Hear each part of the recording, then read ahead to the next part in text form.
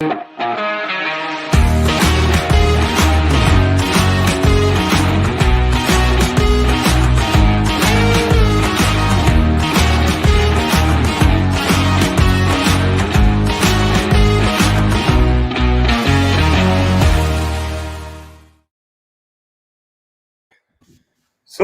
welcome back. Good evening. What's going on? I hope you enjoyed your day.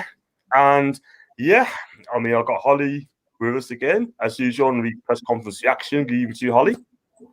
Evening, John. How are you? Wow, I'm okay. But today I thought, wow, I mean, there's a lot of things going on. Never ever seen it happening, like, as a Newcastle fan. It's just like meltdown today. So, how's things for you? Well, yeah, I'm okay. Personally, it's just obviously all the craziness with Newcastle United constantly bringing me down. It's just getting ridiculous at this point. Yeah, I mean, it's just crazy, man, isn't it? I mean, the fact of the matter is, I mean, we've gone through this before, and, you know, he's just, he looks stressed yet again.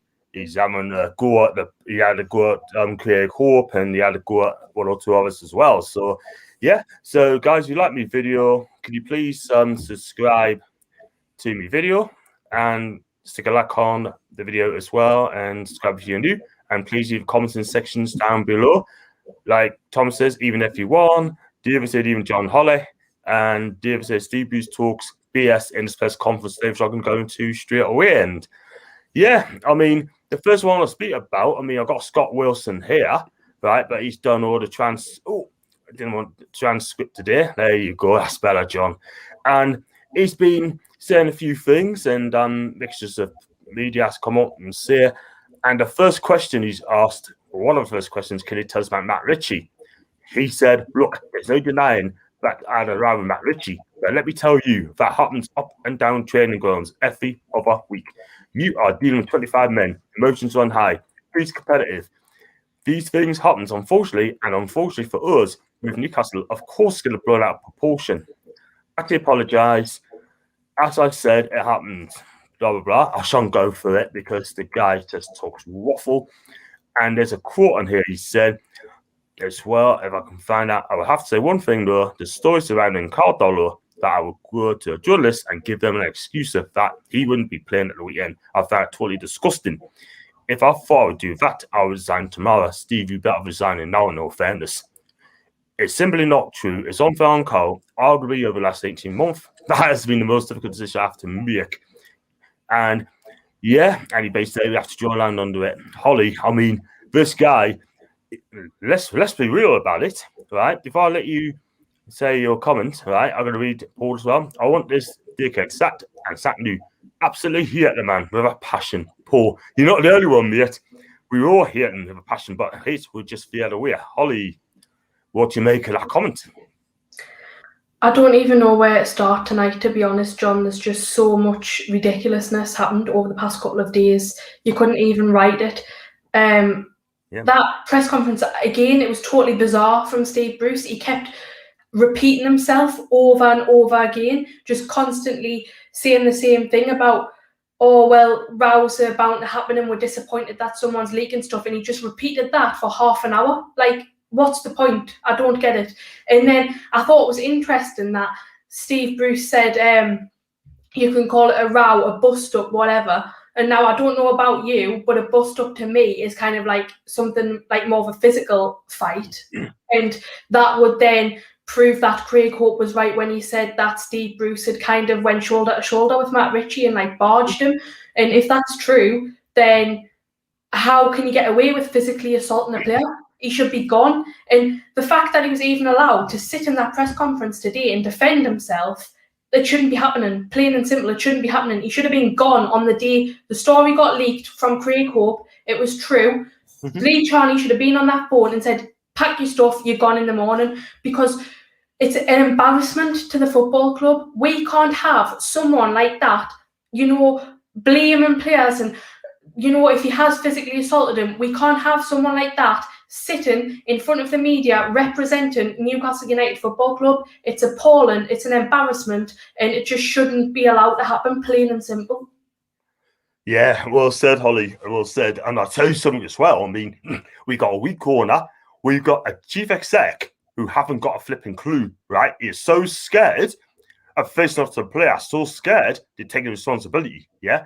And for me, if it's like me, if I'm boshing to say use at work, right, for no reason, I'll be out of a job. And let's be real about it, because at the end of the day, Steve Bruce should have, he just said it there, packs his bags, off he's go, get the sack, because I tell you something now, on Sunday against West Brom, we'll see if those players are going to play for Steve Bruce. Let's be real about it. And if they don't, let me tell you something, right? We know he has got to go, and he's got to go on Sunday night. There can't be any excuses now, Holly. Nothing at all.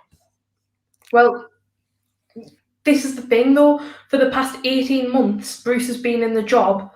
All it's been is excuse after excuse after excuse, constantly on repeat. I'm sick of it now. He's done enough damage, which he shouldn't have been allowed to get away with. And, even if we lose this West Brom game, I wouldn't be surprised if he got away with it again, because the excuses worked for 18 months. After what he's done, in training the other week, he should have been gone then. So if he can get away with that, for me, I think he can get away with anything. But it's like, could you imagine, right? Say Matt Ritchie was coming to sign autographs at the side of the pitch, and I went over and I just barged him, right?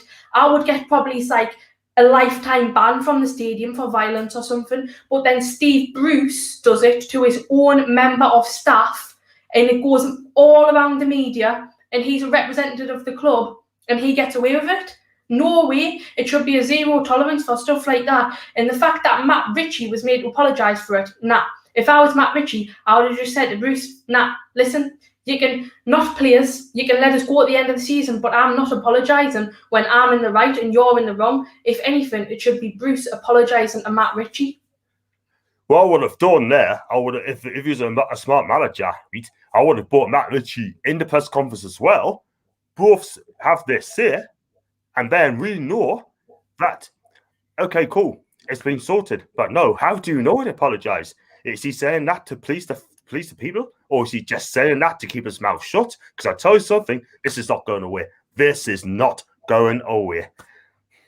Yeah, I think it'll be interesting to see if Matt Ritchie's involved on Sunday, because I think that'll kind of clear it up, whether things have been resolved between Bruce and Matt, or whether, there is still a bit of tension between them. Because if he's left out of the squad, then we know that it hasn't been resolved. But maybe Bruce is just saying it to kind of make everyone happy, and we're all happy families again, everyone's apologised. But the amount of, the strength of the comments that Matt Ritchie made, because it was a very bold statement calling him a coward, I can't see him going in the next day and then apologising for that. And as well, he was well within his rights to do that, because he was speaking the truth, and he was sharing everyone's feelings, and he was defending how the fan base's thoughts, basically. And I don't understand why Matt Ritchie would apologise for that, unless he's been kind of forced to apologise from his agency. And if you don't, then you could get into bother or struggle to have issues with the club, or struggle to get a new club or whatever. But I don't think Matt Ritchie of his own accord would apologise, because it just seems a bit bizarre. Well, yeah, very bizarre. And like I said, if I was Matt Ritchie, I would not apologise at all whatsoever, because I feel I'm in the right, and all his teammates are sticking up for him, which I'll come to in a minute. I got Paul again. Paul, are you okay, bud? The only more at the club is the more looking string of shite that comes out of this guy's mouth. That's Steve Bruce. I totally agree, because he wants to know he wants to find out who's been doing this. But I tell you something, good luck on that, because he ain't gonna get an answer at last. I know if it's not Bruce, which I believe it could be Bruce. I don't understand why one of Carl Darlow's teammates would say to the media that, Darlow's going to be left out of the squad, but also surely they would find out at the same time as Darlow, because I doubt he's going to go and tell the rest of the squad Darlow's out, and then, tell Carl a few days later, because that would just make no sense. So it's either got to be Bruce or one of his coaching staff, who he's went to multiple clubs with and all meant to be really close. So for me, he must know who it is. And if he doesn't know who it is, he should have found out months ago, because it's clearly in his inner circle of coaches. Yeah, I totally agree. I mean, the club don't want to tell us anything at all whatsoever. But thank God it's all out here at the open. I've got my guy Liam working on the building, and Liam's going to come with you on Sunday after the game. He's a talented lad, and he said, "Hi, Bruff. If the rumours are true, we need to pay him £4 million. In other words, he needs to be sacked." And I got Aaron again. It'll be okay. It all sounds like it's all unraveling for Bruce. It's absolutely fantastic or beautiful. And Baza. And yes, Holly, loving your gear behind you, hon. Looks amazing, John. You need to up your gear, pal. At the minute, I'll get him whipped. Wow. But going back to what Liam said, if it's true, then we need to sack him. I mean, he's got to be right, surely. Of course. But they've been confirmed as true now. Like, he's admitted that he's had, obviously, the row with Richie, and especially if he is the one that's leaking the information, which I know he says it isn't him, but there's a high chance that it could be, then he needs to go. But he should have went before now. I don't understand why the club are keeping him here. 4 million, we all know Mike Ashley doesn't like to part with his money, but come on, there comes a point where you think, for the best interests of my club, you know, my investment, the fan base, and everyone concerned, we need to just fork out this money for the benefit of the club in the long term. Because if Bruce stays here, every week there's just going to be more negativity building up constantly, and it's just going to get to a point where it's just farcical, really. Yeah, and the thing is as well, the players are already fed up anyway, and it's come to a point now, then they're going to say enough's enough. They're going to down tools. If they play a game, they're going to down tools. Like on Sunday, I consider it happening as well, because there's no way, unless we're all about it, there's no way they won't boost this manager. All they want is Graham Jones to take over, and if they get Graham in, then they have the best possible chance of staying opened. Yeah. Oh, man, it's just Holly, there you go. I got Lee Cartwright. Welcome, Lee. Hope you're okay. Matt, which is a pro, would apologise for his part in the spat. Paul Dummett is 100 is the mole. I'm not sure if it's him or not. But as I also said, he's not getting sacked, guys. The only way he'll get sacked if we all do a GoFundMe page and rise to 4 million for ourselves. Oh man. Yeah. What he did. Now, and he's asked a question as well in the press as well. How's Matt Ritchie? The very following day, he trained well, like you expect from Matt. He came and apologised to me in front of the staff and the players, and I said from that point, it's over. And one with all, we move on because it happens on a regular basis. These things happen. From earlier last week, it's all forgotten about as far as I'm concerned. Unfortunately, it's been regraded in a newspaper, and that's come create hope, apparently. But come on, man. You cannot fool us, man. I don't believe it. I don't believe for a second, Holly. I really don't. No, I would like to hear from Matt Ritchie himself and let him, explain what happened in his words, because you can't get the truth unless you hear both sides of the story, which is the same for anything in life.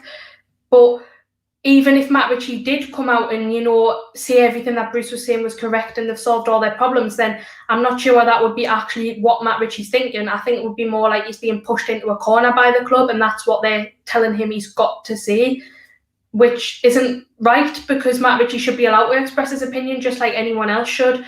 And at the end of the day, he's not actually doing anything wrong. He called Steve Bruce a coward because Bruce is a coward. When you are scared of the backlash, so you reflect all of the blame onto your players because you don't want to take the responsibility for that out of fear, then that is being a coward, because you're just putting it on other people because you're scared of the consequences that it'll have. So Matt Ritchie's 100% correct with what he's called him. Boom, absolutely right. I mean, end of the day, Steve Bruce has lost the players, he's lost everyone in minutes. I mean, he's been confrontational with the long staffs, ASM. He also had a go. Well, apparently Andy Carroll's name has been mentioned as well, but we don't know that. Also, he had a go at Darlow, and now it's Ritchie. And you know what it is? The players are just sick of him. They're just absolutely sick of him. It's all coming out in the open. It's unraveling. And the club didn't want this to happen. But now he's admitted there's been problems. And he cannot control those players. No way. Done. He can't. The guy's finished. The guy's finished. So, and also he was asked in the press conference, there's been an accusation in the same newspaper that players have too many days off. And he said, now this is bordering on ridiculous. Look, we did the schedule last month with the doctors and sports scientists. The playing schedule this year has been totally ridiculous. We didn't have a day off for something like 6 weeks. So I don't even have to respond to that because I just found it absolutely absurd, obscene suggestions. It's laughable, but it makes the national newspaper headline again. It's just ridiculous. This guy is very, very defensive. He definitely is. That's the thing with Bruce is he's always never willing to accept, that there's an issue. He'll just think of the quickest thing you can think of to kind of blame it on. So if it's the players or if it's the fans or the press or whatever it is, and then he'll just put the blame on them just to get rid of it because he can't accept that, he's out of his depths and this job's too much for him and he needs to just say, I can't handle it, I need to go. And like the thing with the players' days off is, of course, without question, the seasons had, the games have been very close together and it will have had its toll on the players. But at the end of the day, they are meant to be professional athletes. And he said that the days off had been scheduled weeks before we'd even played the past few games. But surely when it came to the point that we drew against Fulham and we got beat off, obviously, Chelsea and Man United, then he should have rethought that and he should have said, no, do you know what? Because of these poor results, we're going to have to come into training and correct the problems that we've had in those games. Otherwise, we'll go into West Brom and make the same mistakes if we haven't practiced on what's went wrong. And I think they've only had two sessions of training leading up to this West Brom game, which you could argue is probably one of the most important games of the season, even though Bruce disagrees, which I'm sure I'll get onto that. Yeah. But 2 sessions of training isn't enough. They should have been in as much as possible, making sure that they absolutely can comfortably get the 3 points in that game without any type of worries, because if we don't, then I'm sorry, but that's just us down for me. Like, if we can't beat West Brom, we can't beat anyone for me. Like, I know my team just, a bit too much of a rash comment, but at the end of the day, they're one of our relegation rivals, and if we can't beat those in and around us, then, well, we deserve to go down realistically. And Hollow, I wouldn't have any complaints at all whatsoever because I'll fully expect us to go doing. Because if we look at the games we got to play Arsenal at home, we got to play Liverpool, we got to play Leicester, we got to play Man City. Oh my God, we got to play Spurs as well. They're all fighting for top four place, and it doesn't look great, doesn't it? It doesn't look great. I've got Aaron here. The players should just freeze Bruce out. Tell Bruce to go home, not come back training or matches. Sit at home till he's officially sacked. For me, I think the players are down tools on Sunday. I really do. They will not step up to the plate. I hope that it doesn't happen, but I could see it happening because you can tell that squad's just lost all respect for Bruce, so I can't see them putting in a shift for him on Sunday. I can't see it. I want us to win every game, but you're right. I'll be doing watch along as well. And what I normally say is, Holly, yeah, if anyone lives in America or Australia and New Zealand, what do I tell them? I don't know. Go to. Not a clue. I'll go to sleep. Go to bed. Just go to bed. Don't bother watching us. Don't bother watching this on Sunday. Just don't bother because at the end of the day, just go to the beach, have some pina coladas or something like that. You have a better time doing that than watching this match on Sunday because you are going to get beat the way things are. So yeah, and this is the question's been asked. I'm not going to go for more. He's saying, "Will you have a group meeting to talk about the events of the last few days? Whatever happens here, I try to keep it under wraps. We have a conversation, whether it's in training ground or wherever. We'll have a conversation about it, of course." Wow.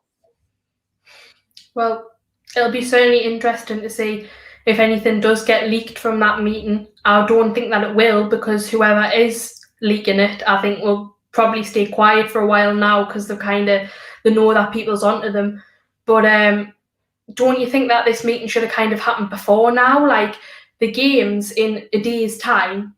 Well, a couple of days, but technically it's only a day now because it's the night.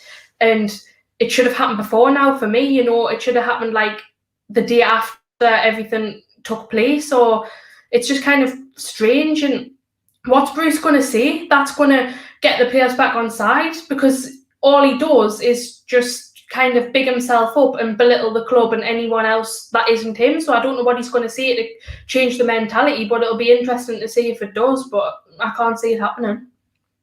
Well, I'm not sure about that because I don't really listen to him anyway. I mean, they had like a WhatsApp group meeting, I think it's a couple of days ago.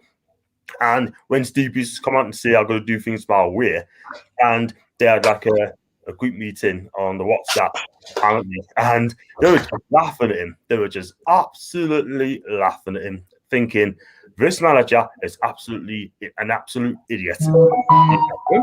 So, just to answer that question, please, guys, if you like the video, could you please stick a like to the video, and could you also subscribe if you are new, and please follow us on Twitter, John_NSC42 and HollyBlade05. So, yeah, they're not going to listen to him, are they?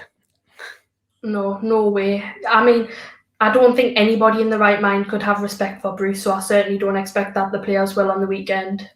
Nah, definitely not. I mean, we'll see what happens on Sunday.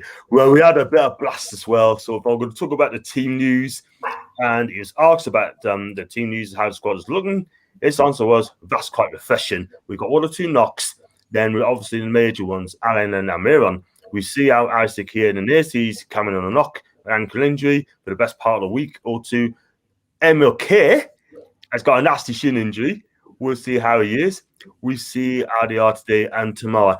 Thing is, though, it's the way he says it, Holly, right? It's either you've got it or you haven't. If you're going to say things like, oh, we see how it goes, how it goes, that sounds a negative vibe for me at the moment. It's got to be yes or no. Yeah, he's done this since he joined, though. He's just never really gives a straightforward answer. He's like, well, maybe, but maybe not, when in reality, it's only like less than 48 hours time, so surely you should know by then, and the fans want to know what's happening with the squad, so he just needs to answer straightforward. But I interpret it as they're not going to be injured, and if Hayden is like 50-50, you know, should I play him, should I not play him, I wouldn't play him, because of course he's a great player and I want to see him starting, but I don't want to risk him playing when he's not fully fit and then getting a long-term injury like with the other players that we've lost, because we don't want to lose any more key players. So I would just rest Hayden if that was the case. And normally I wouldn't be bothered about Emil Kraft because, you know, he's just rubbish. He doesn't add anything to the team. But now we're obviously going to have to play Jacob Murphy at right back because that's kind of the only option we've got, because I don't think Manquillo's back yet. No. Correct us if I'm wrong, but it's a shame because I want to see obviously Murphy in the right wing role, but now we'll have to play it right back, so it's just going to be a bit strange. Yeah, square pegs around holes yet again, but he can play it right back. But I think for me, I think he's wasted there, if I'm quite honest with you. So I got Geordie here. Good evening to you. Hope you're okay. And evening. Thoughts on about Bruce's comments about Craig Hope? Holly? Well, it was interesting because we all know that he's had a problem with Craig Hope for quite a while. I've had many public disagreements, and now he was being banned from the press conferences, which is kind of a distasteful move, in my opinion. I think that he was saying, this is what struck me the most, though. He was saying that, Craig Hope, he's constantly like criticising, I don't know what he said, something like he's criticising the squad or something like this, but he's meant to be a fan, so I don't get it. That, the hypocrisy of that. Steve Bruce, he is not a fan of Newcastle. We all know that, but yet he's always saying he's a fan, so he can't even talk about that, like, for me. And then, obviously, he says that he thinks he had a personal agenda against him, but what does that remind you of?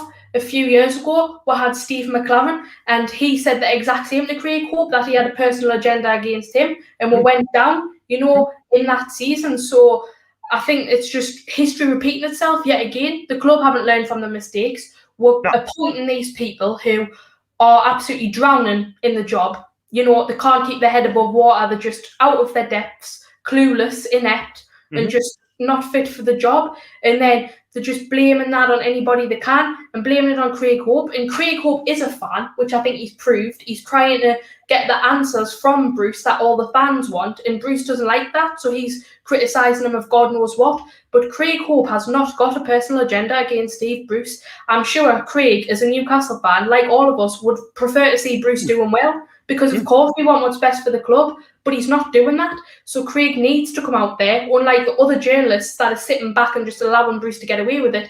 He's coming out there and saying, no, you're not right. You're doing harm to this club and you're bringing us down. And because he's one of the only ones out there that's not kind of one of Bruce's friends and he is questioning him, then Bruce takes personal offence to that. But no way do I believe Craig Hope has a personal agenda against Steve Bruce. I think it's rubbish. Again, acting as the victim constantly. This is what's winding me right up. Yeah, you're absolutely right. I mean, thing is, though, I mean, I don't normally tweet Craig Hope, but I'm going to tweet him later. And so I read on this comment, etc. I've got to say, big up to me, guy, because at the end of the day, he tells us straight. He tells how like it is. And when he was on TalkSport the other day, do you know what? I had to clap at him because he's saying the right things. And Craig Hope, like you said, he's a fan in Newcastle. He wants the best for the job. And, you know, but I've got some comments on Craig Hope later on, so I'm going to show you as well, sort of things. I think he's absolutely right. You might have seen it earlier on. But, yeah, I mean, you're right, Craig Hope, what a guy, and he's one of us. So I've got Lee Taylor as well. In my opinion, someone needs to get Bruce to one side, have a word with him, because the way he's going on there is a lot of fans thinking that one of these days he's going to have a breakdown and ask the questions. He's got a good point. He has, but someone needs to get him to one side, not to, give him advice about the media. Someone needs to get him to one side, preferably Lee Charnley, and say, you're sacked, leave right now, immediate effect, get your bags and be gone and never come back to Tyneside again in your life because no one wants to see you here. That's what needs to happen. We don't need to be giving him advice of how to improve the job. At the end of the day, he's had his chance, he's blew it, so leave. Go back down to Manchester with all your family since you love it there so much, and just don't come back to Tyneside because no one likes you here. Just leave. It's not hard. I'm sick of it. Honest to God, it's winding us up so much. I've been more than fair to this guy, but now he's ridiculous, to be honest with you, and he's just embarrassing me as a fan and embarrassing everyone, and he needs to just get gone.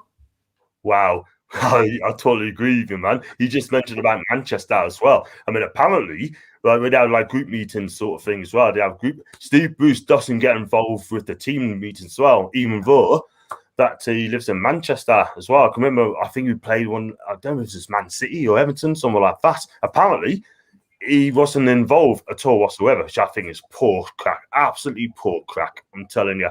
And this guy, seriously, he deserves a sack. And you're right. I don't want any name in the club because he's going to take us through. And this is Lucas Live. I hope you're okay, guy. Jordy, wonder who's this Mo is. Watch it turn out to be Bruce. It would not surprise us. And Lucas Live, I'm good thanks when West Brom beat us. I have to, wow. And I think West Brom will beat us. I love your channels, both of you. Well, thank you very much indeed. And we got to you there. I got Jordy again. Matt Ritchie and Craig Hope have both shown more passion this week than Steve Bruce has over the last 18 months. 100% agree, Jordy.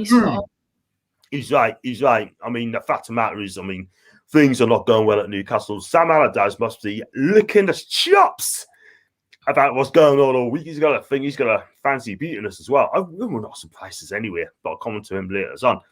And he was asked, I'm not going to ask about Callum Wilson. We know he's out injured, out for quite some time. And he was asked about this. I know a lot of this on the pitch is focusing on what Newcastle needs to do in terms of relegation battle. But the results last night, Fulham and West Brom, this is clearly a boost for your chances. He said, I've said many times, it's the accumulation of points. Last year, we got to a certain area where we were possibly safe for 5 games to go. I hope that's the case this year. Yeah, wishful thinking. That we can pick up enough points. Believe me, I still think it's your accumulation of points, and certainly 25 or 26 points is nowhere near enough. We just have to concentrate on what we do. We've got to win so many matches, so we can have to focus on that, which is hugely important and a big opportunity at the weekend. Wow. He seems to be confident, but I don't feel confident in that. No, well, I'm about to go on a bit of a rant again about that. So, I apologise. I know it's multiple times tonight, but I'm sick. Yours, Holly Blades. The floor's yours. So, right, he's saying we've got to concentrate on the upcoming games. And it's not about what other teams are doing, it's about what we are doing. So why doesn't he listen to his own message then? Because he's not following his own advice. It's ridiculous because not once this season has he focused on the games. He said at one point in this interview, because I did watch it, that West Brom isn't a must-win game, but then he's saying there that we've got to concentrate on the games. Well, if you think it's not a must-win game, how can you be concentrating on it? And you haven't had the players in training. You've had them in for 2 sessions leading up to this game. How's that concentrating on it, right? It's ridiculous, man. And then he's saying about that, it kind of doesn't matter what the other teams are doing as long as we're doing well. But the point is, it does matter because we're not doing well, Bruce. Can you not see that? Like, we are sitting 17th. How is that doing well? Is he stupid or something? Like, we have to rely. I don't want to rely on the likes of Fulham and West Brom, Brighton and Burnley and Sheffield United, but we've got to, because if they are losing games, then that means we stay out of the relegation zone, and that's what we have got to rely on, because we can't rely on us to be picking up points because we're not doing it.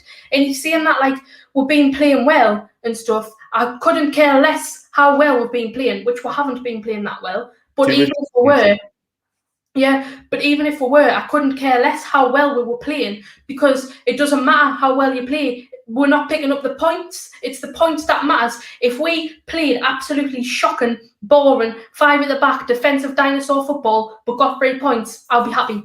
But if we play amazing football and then get beat, then I won't be happy, because at the end of the day, that won't keep us in the league. And in a few years' time, we won't remember that we played well that game. We'll just think, oh yeah, we got beaten. It led to us being relegated. It's an absolute joke. He needs to listen to his own advice, saying that he's concentrating on our games, but he's not, and he's making so much off the pitch drama, barging Matt Ritchie and arguing with Craig Hope and whatever else he's doing. So he can't concentrate on it because he's creating distractions and things that he's got to deal with of his own accord. So just stop being ridiculous and embarrassing yourself on the weekly and start following your own advice, which I think is good advice, because we do need to focus on the games and do that then. If you think that's what's right, do it instead of just talking about it and doing something else.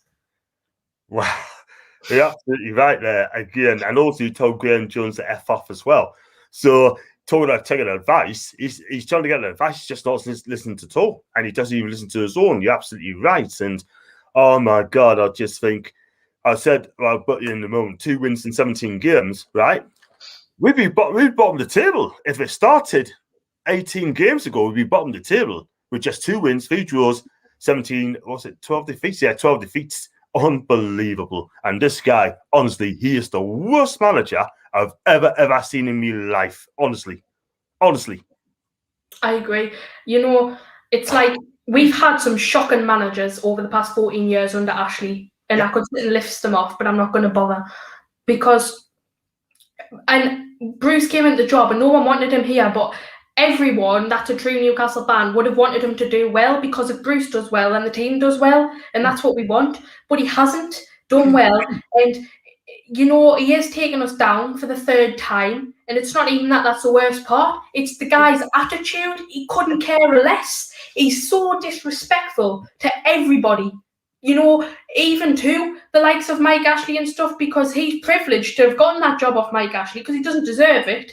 But yet he's still going out, slagging off players and the investment and whatever else he's doing. He's just disrespecting everyone. And so I just don't get how, he's been allowed to get away with it from the board as well, because I know he's apparently had a pop about the lack of investment. Well, that's rubbish. He's had the most investment out of any manager for absolutely years. And if he did take us down, like I said, it's not the fact that he would have took us down that'd be annoying us the most. It's the way he's done it, the horrible nastiness he's had towards the fans and the club, the constant drama that he's causing, the way he's disrespected everyone, and the fact that he couldn't care less about it. It's not hurting him that we're going down. And the fact that he's faking being a Geordie, because that is offensive, because he's not a Geordie, right? It doesn't matter where he was born. And also, just the pure fact that he's just like, he's just allowing it to happen. He's not doing anything about it. And he's just being a muppet and not taking his advice. And that's the worst part for me, rather than actually going down. Yeah, and results are not helping him at all whatsoever. So he needs to fix up, and he needs to fix up very quickly. But he's got 1 game anyway, to be fair. So if he gets beat off this win and beat well on Sunday, he is done. And yeah, I got Ben here. I got Steve Bruce here. Steve Bruce got the job. I said he's an expert in relegation. Look at all the clubs he's been at. He's had more clubs than Jack Nicklaus. Let's be real about that. I've got Lee again. These journalists need to be asking questions like how the club get to the accumulation of points needed to stay in the Premier League when we have just won 2 out of 17 games. The guy's deluded. Totally agree with you. And yeah, Lucas Live, is there a StreamYard link? Yeah, we just go on the website and just find from there. Lee again. When we are in the EFL, that's the championship, we are going to look back at this season and go, oh, well, we played well against teams. Somehow, I don't think so. This is the thing. He's putting a positive spin in, saying they played well, but he still lost the game. We're not interested in that. I want to go to play football, if you play football, right, just go in, just win the games, yeah? I want 3 points. I don't want to hear him saying, oh, we were positives, there's some positives here, but we still flipping lost. I don't want to hear that. Of course. Like, that's what I've said. Of course we want to be entertained and watch good football, but at this point in the season, when we're coming towards the end of the season and we're, just in and around the relegation zone, it doesn't matter to me how we play as long as we get the points. That's the priority, and that's what he needs to realise. Yeah, you're absolutely right. I mean, all I want to know, I want to see wins on the board, not the way we play. And he said that as long as we play crap and get the 3 points, cool. So yeah, I've got thoughts on the prediction 11. Wow, what's your prediction 11? Well, we're going to have without a couple of striker players anyway up front. So for me, it'd be DeBraka. It's going to be Murphy. Dummett. It's got to be Lascelles and Clark. Ellis Fernandez is fit. The midfield is going to have to say Hayden if he's fit, Shelby, Willock, and then up front is going to be Holly Smith, John Linden, sorry, and Fiesa and Gill. I think that's about it. I think that's my first 11. I'll just get mine up because I typed it up in my notes because I don't like to do it on the spot because I always get confused. So you come back to that in a minute, Holly. You think about it. You come back to that in a second. Okay. And I've got Dave McCaglin as well, but Ashley is not bothered about the club. Well, David, you should be, because at the end of the day, it's this club. If he wants £300 million for the club, he needs to sack Bruce now, get Jones until the end of the season, and then maybe, just maybe, you will get your £300 million. Tom said Bruce out. Tom, are you okay? Luke's not going to come on. Are you busy? Well, I'm afraid you can't, because this is a press conference reaction, me and Holly. James, it is a Newcastle stream. Luke, okay, James and Lisa, Blythe Butchers. Wow, Blythe Butchers. I think it's shot now. I've got some Brazilian food. But yeah, I mean, you talked about that as well. I think well done for that. Got that the injuries. He was asked. This might go out. You might go off on this one as well. It's been a difficult week, and with everything's gone on over the season with the fans criticizing and COVID, do you ever feel that you had enough of this, or you want to walk away from the club? And his answer: do I feel like walking away? Definitely not. Not at all. More than ever, I'm 100% committed in trying to get us out of the trouble we're in. I think the players are too. I've got 100% faith in them, and I think that remains vital to us. So no, just because things get tough, I won't walk away. I've always knew things would be tough. Maybe it's tougher than I thought, but I've always knew it was going to be tough. It is a tough gig, this one. There's no disputing that, but I'll try my best, like I always do, to make sure that we're okay. Wow. Fighting talk. Well, that's just music to my ears, that saying he doesn't feel like walking away. That's exactly what I want to hear. Steve Bruce, this guy, man. There's two things. He's either got no dignity and self-respect, which I think is the personal correct option, or he's desperate for the money, which I don't believe that he is. Because otherwise, you'd be gone. If he was, a guy who had respect for himself and a guy who, wanted to keep a good reputation, then he would just walk away. But clearly, he couldn't care less what people think about him, or he doesn't care. He doesn't even have any care about what he thinks of himself, because he's just saying, oh yes, I'm embarrassing myself. Everybody doesn't like us here, but I'm going to stay here regardless because I'm Steve Bruce and I don't care about anyone but myself, and I just want my 4 million payday or whatever else. And so he's going to stay in a job that he doesn't like and no one likes him doing, just for the sake of, a bit of money or whatever. It's so embarrassing. Yet again, I feel like that's just another kind of bite at the fans, like, oh, you can say what you want, but I'm here for, the long run, I'm staying. I don't understand why you would want to stay. The guy's 60 years old, very rich, and in a job that is too much for him. You can see he looks ill, in my opinion, and he's disliked. And now, even as own players don't want to play for him. So why on earth would you choose willingly to stay here? Just go. It's not even a fight and talk for me. It's just talk. Delusional talk. Yeah, delusional talk, and it's talk that confirms relegation, because if he's not walking away and Ashley's not going to sack him, then that's it. Wow, I think you're right there, because the club is in that complete and utter shambles. I mean, we just on for Lee again. See, the Brazilian star Joe Linton got a mention on the cheers tonight. The only cheers I want to see from him is cheers from the bar and hit the ball in the back of the net on Sunday. That's what I want to see from him. Same. You'll have to have a word with him, John. Oh, I love it, man. And then the same guy said, there's not fighting talk, delusional talk. Exactly what he said. Brian said, imagine Steve Bruce get Abramovich, Chelsea owner. I tell you what, this guy will be out before he wanted in. Yeah, he would be. But I don't know. I don't know if you're going to come onto this, but when he was on about Sam Allardyce. Yeah. That's what I just found even more bizarre. This is the thing what just kind of topped it all off for me, saying that Sam Allardyce, he's a good guy, he's a good manager, he's got a lot of respect for him, he's a footballing man. Sam Allardyce. Well, if you think he's a good manager, then that's just, I've got nothing more to say on that, because Sam Allardyce, we all know what he's done at Newcastle before. Yeah. He played a part in previous relegations and he was disliked. And the fact that Steve Bruce is kind of painting him out as some type of person to idolise, well, that just says everything you need to know about Steve Bruce and his career aspirations. If he wants to be like Sam Allardyce, then God help the guy. Please retire. Yeah, and I'll tell you what, they're both dinosaurs anyway. They're both dinosaurs out of Jurassic Park. That's what I can say on that matter. So I've got Thomas here. It says joke that Steve Bruce is still manager. Their manager. Not our manager, not yours, not mine, but their manager. And I've got Geordie, so Sam Allardyce is a fraud and more like a dinosaur. So, yeah, it's quite a lot there. Just one or two more before going to our guys, Craig Hope.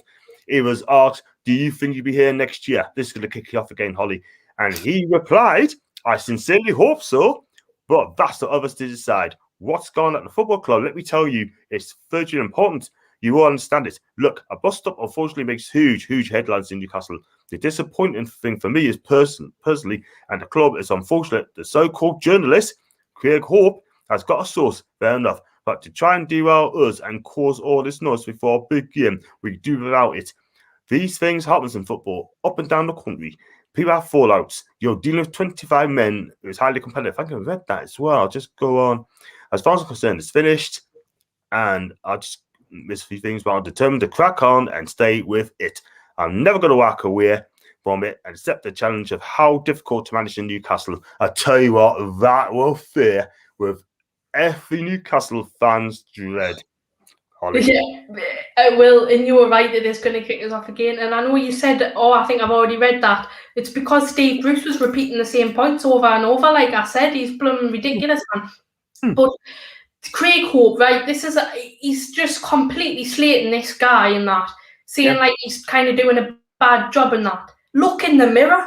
You are doing not a bad job, an absolutely abysmal job. So just before you're criticising other people, sort your own life out first. I don't understand him at all. I don't get his logic. And when he was saying about what was he saying about? Oh yeah, when you have a bust up and it gets in the headlines in Newcastle, it's always like blown out of proportion. Yet again, having another pop at the fans in the club, making out like we just kind of make everything a bigger problem than it is. No, Steve, you are the one that's deluded, because what you were doing is kind of trying to make the problem seem smaller in your head. But they're not small problems. The big problems, you're ruining the football club, man. Like, how can he not see that? I don't get it. He's saying that yet again, I'm confirming he's not going to walk away. Well, I've been saying this to you for ages, John. He won't walk away. He's got so little self-respect that it actually feels sad for him. Because imagine not respecting yourself that much that you're allowing yourself to just get humiliated on the daily. Like, no way would I do that to myself. I don't know what he's thinking of. And saying it like it's some type of massive challenge, but he's making it a challenge for himself. He's not helping himself, no matter what. Every week he's doing something to make the job harder. So he can't sit here and say about how hard a job it is at Newcastle. And it is a hard job, but he's making it harder for himself. And managers previously have found it okay, likes of Rafa Benitez, who are actually good, quality, skilled managers. They don't have a problem. It's just dinosaur managers like you, Sam Allardyce, Steve McLaren, Alan Pardew, Joe Kinnear, all of these people, that's who finds it hard because they're inept. So Steve Bruce, just please look in the mirror and think, I'm better than this. I deserve to have some dignity and I'm going to walk away instead of just trying to be clever and thinking, no, you know what, I'm going to say to Newcastle fans, I'm staying and all this and I hope that the club keeps us on. Well, you're the only one hoping that. I don't even think your best mates will want you to stay here. Nobody wants him here, man, apart from himself. And he doesn't seem to be able to see that. I just don't understand him whatsoever. Like I've said for multiple times now, I just can't understand the guy. I try to think of how his brain's working, but I just can't. He's on another planet, man. Yeah, he is, isn't he? I can't, I'll have to add things on top of what you said, Holly, and I just cannot because you're just absolutely right. I'm just absolutely snowboard at the end of the day. But he's got to admit to himself that he's not good enough for this job. The fans don't want him. The job's too big for him. You know what? I'm going to put my hand up and just say, look, I'm going to resign because I don't know I can handle this sort of thing. But he's waiting for his 4 million peeled sort of thing. Next season, it's going to be 2 million. And then he'll be But I've got one here as well from Pest as well. One more before I go on to Craig Hope. Going back to Jamie Carragher's analysis, what did you think about this analysis and why the message to Jacob Murphy switched to read back did not go out a bit quicker? He replied, I didn't see Jamie's analysis and I think the consequences of those events has been played out before and I don't really want to comment. I made a comment at the time that upset Matt and well publicised around bust up. He apologised to me. Nah. Yeah. He's basically said he's got 100% faith in the players and the players think he's got 100% faith in Bruce. And I'm convinced with a group of players we have who will get out of trouble with trouble we're in. We've read that. So I'll come out of that. And we're going to talk about, read these few comments first. Brian, we may do a Sunderland. Steve said, right now, Jorgen is out as a manager. Whatever. Imagine I can buy 4 million. What would you buy? Well, pay you off, get you sacked, right? Getting Graham Jones in till the end of the season, get this takeover happening, right? We need a takeover, and then everyone will be absolutely happy. Yeah, I agree. Do you know what I mean? And that is how it should be, if you know what I mean. But without further ado, I'm going to share the screen. I'm going to try and get my guy, and that's Craig Hope. And there he is. He said a few things today. I'll just scroll down the things as well. And I'm going to see what I wrote down. That's 21 hours ago. And yeah, this is what Craig Hope wrote on his Twitter, on his social media. He said, Steve Bruce confirmed his fan of bust up Matt Ritchie. You all know that. He said it was made public. It was wonderful journalism. Seriously, he's also launched an investigation to find what he believes is a training ground more. There was a lot more, and all will be reported for balance. Wow, what do you make of that?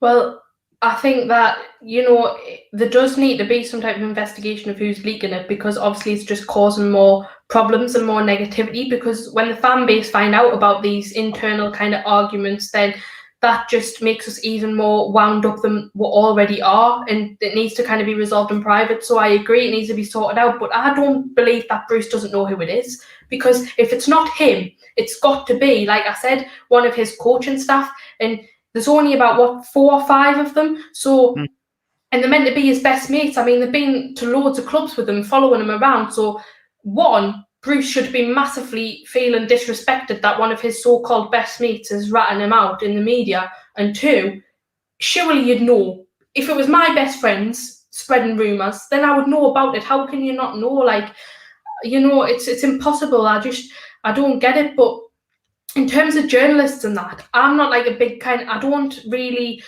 follow journalists because I think that a lot of them kind of don't give a fair representation of things, so I don't really like listen to them kind of thing.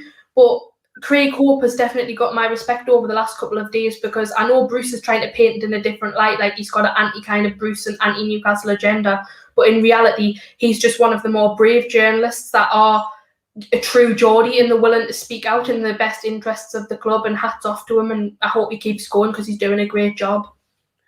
Yeah, he's doing fantastic. He gets all the big scoops, doesn't he? I mean, people might not like him because he likes to stir things up, but let me tell you something, Craig Hope is absolutely fantastic in what he does, and for me, he should be the North East Journalist of the Year in my book.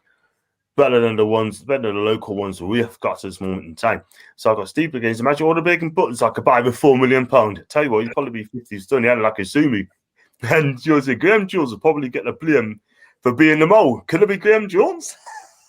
Well, this is what I was thinking of. Like, it wouldn't surprise us if Bruce would blame him, but you can't blame Graham Jones because the leaks have been going on since before Graham Jones joined the club. So thankfully, he can't get away with that one. But if Jones had been here the whole time, then undoubtedly he would have got the blame because we all know no matter what he says, Bruce doesn't like Graham. Nah, that's why he told him to F off sort of thing. Also, when he got on the pitch against Everton, tell all the players, Steve Bruce told them to keep his mouth shut and just don't do my job. And that's why Steve Bruce, for me, needs to go because the players are not playing for him. We know that. We're talking about Geordie here. The three journalists he rates. There's John Gibson, Glenn Kennedy, Craig Hope are the three journalists I rate. What do you know any of these journalists at all, Holly? Yeah, I love John Gibson. I think he's really, really good. He's one of us, you know. You'll always get the true representation of Newcastle and Newcastle fans from him because he's just a lovely guy, to be honest, as well as a journalist. And yeah, I rate Liam Kennedy as well. I do rate Liam, and obviously Craig's went up my estimations the past few days. So yeah, I think that's a good shout. I think so. John Gibson's 81 years old, and I'll tell you something here. He was on Steve Rafe as well in Malcolm McDonald's, but also sometimes I watched him yesterday. Excuse me, I think it's about a week now. He was on the Everything is Black and White podcast with Andrew Musgrove, and I tell you, that show is absolutely fresh. If you haven't watched it, check it out. It's fresh, and it's just great fun, really. So, yeah, John Gibson, he also ripped into Ryan Fiersters as well, saying that he needs to buck up his ideas. So, yeah, I've got Craig Hope as well in a tweet, and it's on the screen there. And this is one you're going to love as well. Point of reply, Steve Bruce admits leaks info is accurate from within. So when he calls Days Off story ridiculous, he misses the point. The concern clearly exists. He needs to ask players about it, not blame me. Same with Darlow. Getting around who's in order and stories can't appear.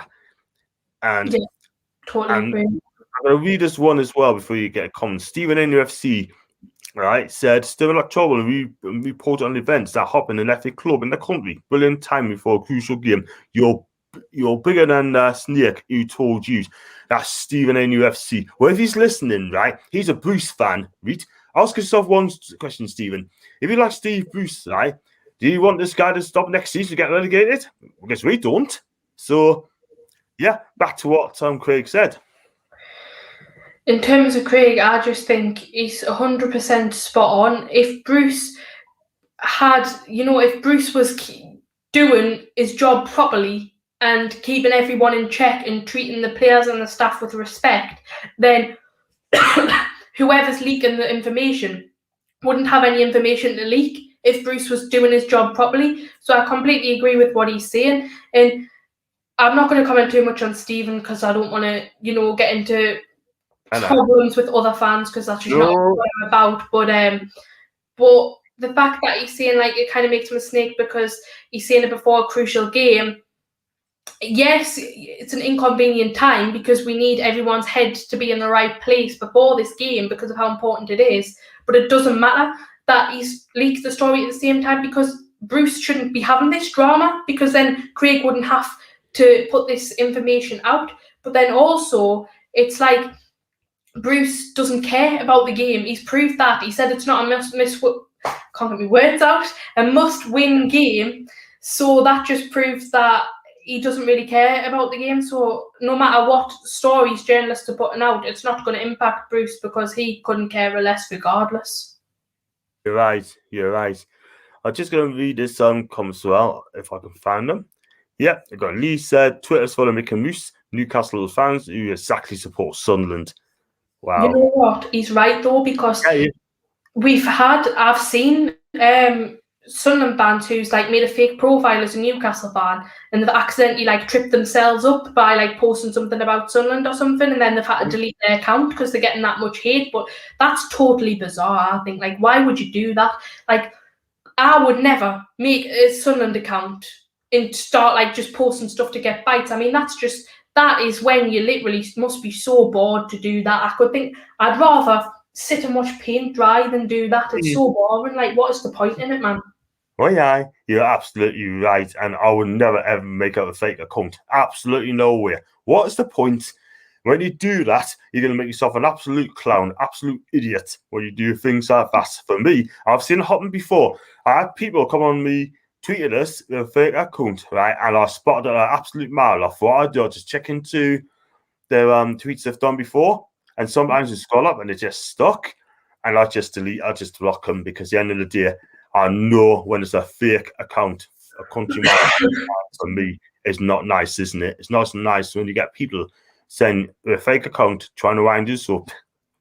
I know, it's just pathetic, really. Like, surely you need to get something better to do in your life than sit and tweet off a fake account to wind people up. Like, it's ridiculous. Like, that's something you do when you were like 9 or 10 years old, and most of these people's 18 plus, and I think they need to just grow up, to be honest.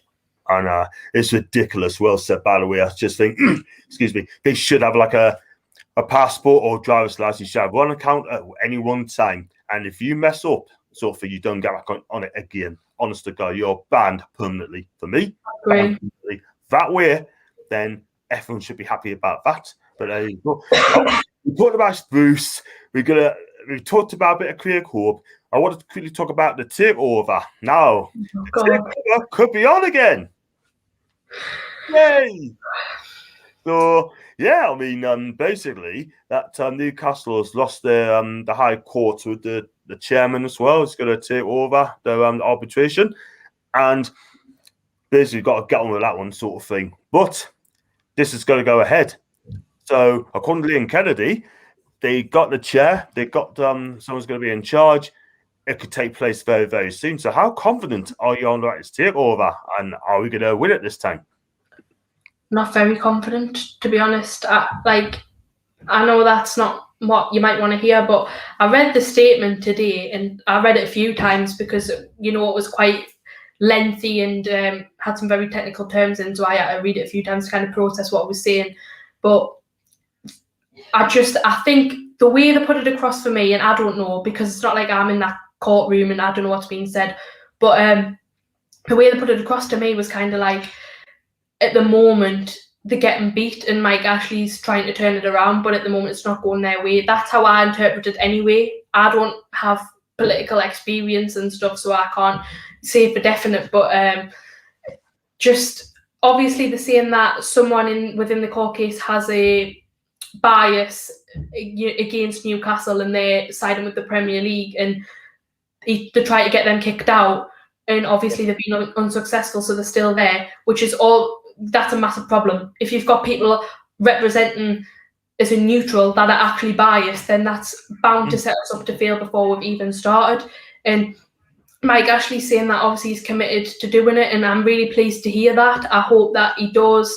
I think it's got a long way to go, but again, I just think this will go through the courts for a long, long time, and I think the owners they won't care anymore. They won't want to know, and I couldn't blame them for that.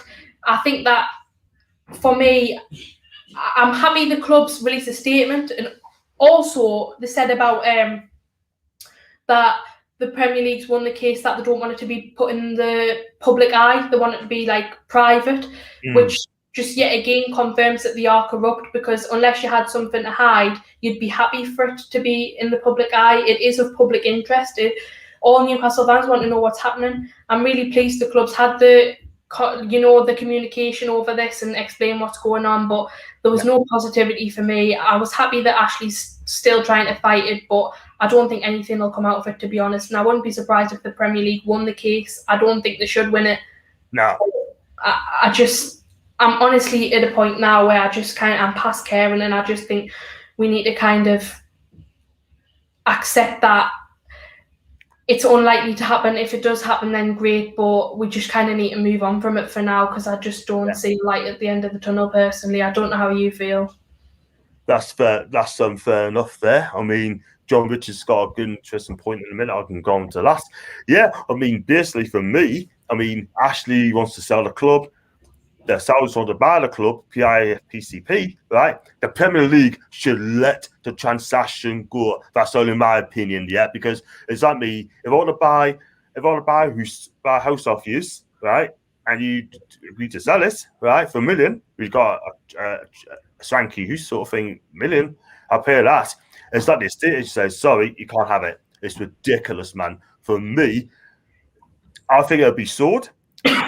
Premier League come in now about it because Ashley wants out, because we need Newcastle United to be a vibrant football club, yeah. But the Premier League don't want that to happen. You know what I mean? But for me, it's down to someone's in charge of it. I hope that person sees sense and allow the transactions to go. Because if this club doesn't get sold, in my opinion, unfortunately, I hate to say this, but I could see our club could be sinking. We could be heading relegation and never get out of it for a long, long time. And that is down to the Premier League. It's their fault for not allowing the club to be sold. We had 40-year Mike Ashley, right? In my opinion, 40-year Ashley. The fans has had enough of him. We need a new era at the club. We need hope. We need excitement times, yeah? It's like, you know, you had a club, AC Milan, right? You try to sell a club and say, no, you cannot sell it, yeah? The fans have their way. And I'll tell you what, that club, right, if it get right, we could be competing for Europe, and play the Italian clubs, the Spanish clubs. But here we are. The Premier League don't want to know it. But our day will come, Holly. Our day will come. I really, really do hope so. But I think if things did go our way, which would be amazing, and they did win the court case, then not only would it be brilliant for Newcastle, I think it would be brilliant for football in general, because it would expose the corruptness that does take place in the Premier League, and we'd see a much more competitive league. Yeah. And like you say, with other leagues in various different countries like Italy and stuff, the league has the best interests of the supporters, which is how it should be. But the Premier League don't care about that. They're just money orientated, and we need to bring back fan power and give them the most important voice, because at the end of the day, football's for the fans. Exactly, and not football for a corrupt like the Premier League. The fans comes first, foremost and almost. And that's how it should be. You're right. Totally agree there. I got Paul here, even John, even Holly. Hope you're okay. John Richards, like I said, in my opinion, the club is sold, but it's getting through the Premier League application process to allow full control. That is the problem. And John as well, would the Championship or the EFL allow this deal to go through? For me, it'd be yes. But all I would say is, right, the buyer and the seller want this deal, yeah? And if this doesn't go through, I can guarantee you, where else can we go? We'd have to go to the High Court and let them decide it.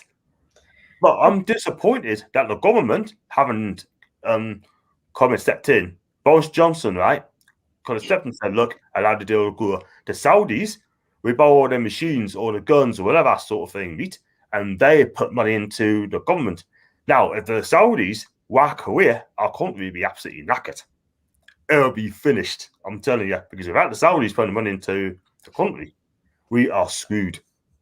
And then I've got Lee here. Can Ashley not steer on at the club in the background and allow the PIF, Rubins and Stavely to run the club? What do you make of that? I want Ashley gone completely. I do. I wouldn't be happy with that. I don't think any outcome where Ashley's still involved with Newcastle United Football Club is a positive outcome, no matter what.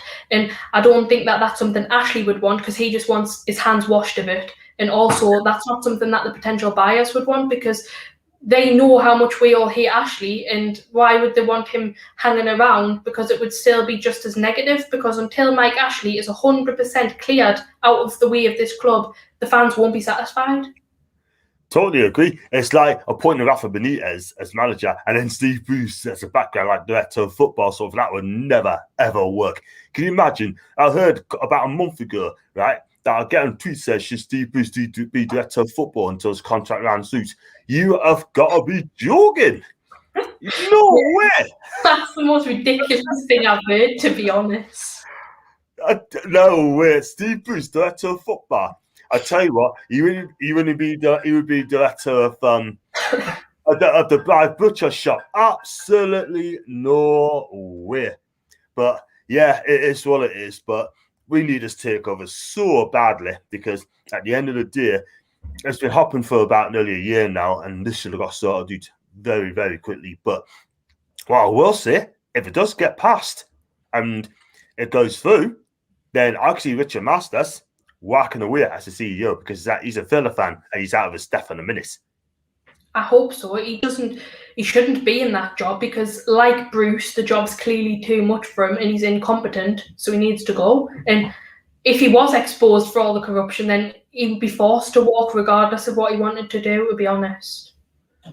Yeah, I mean, you're absolutely right, but something needs to be done about it, and yeah, let's have it done. And we've got Lee said, well, we have the old T-Boys director of football who doesn't even understand the game, AAK Lee Charnley.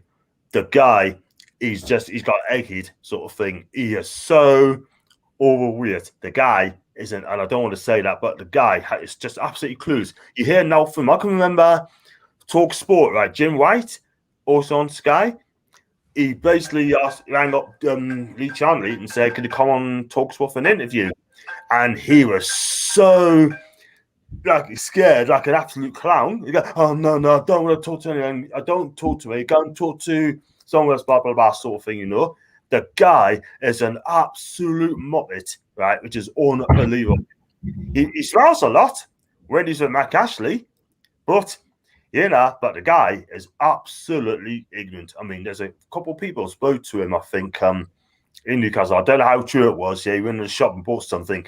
Someone went out to talk to him, and he just told one of them to F off. I don't know how true it is, but if that is true, that is shocking.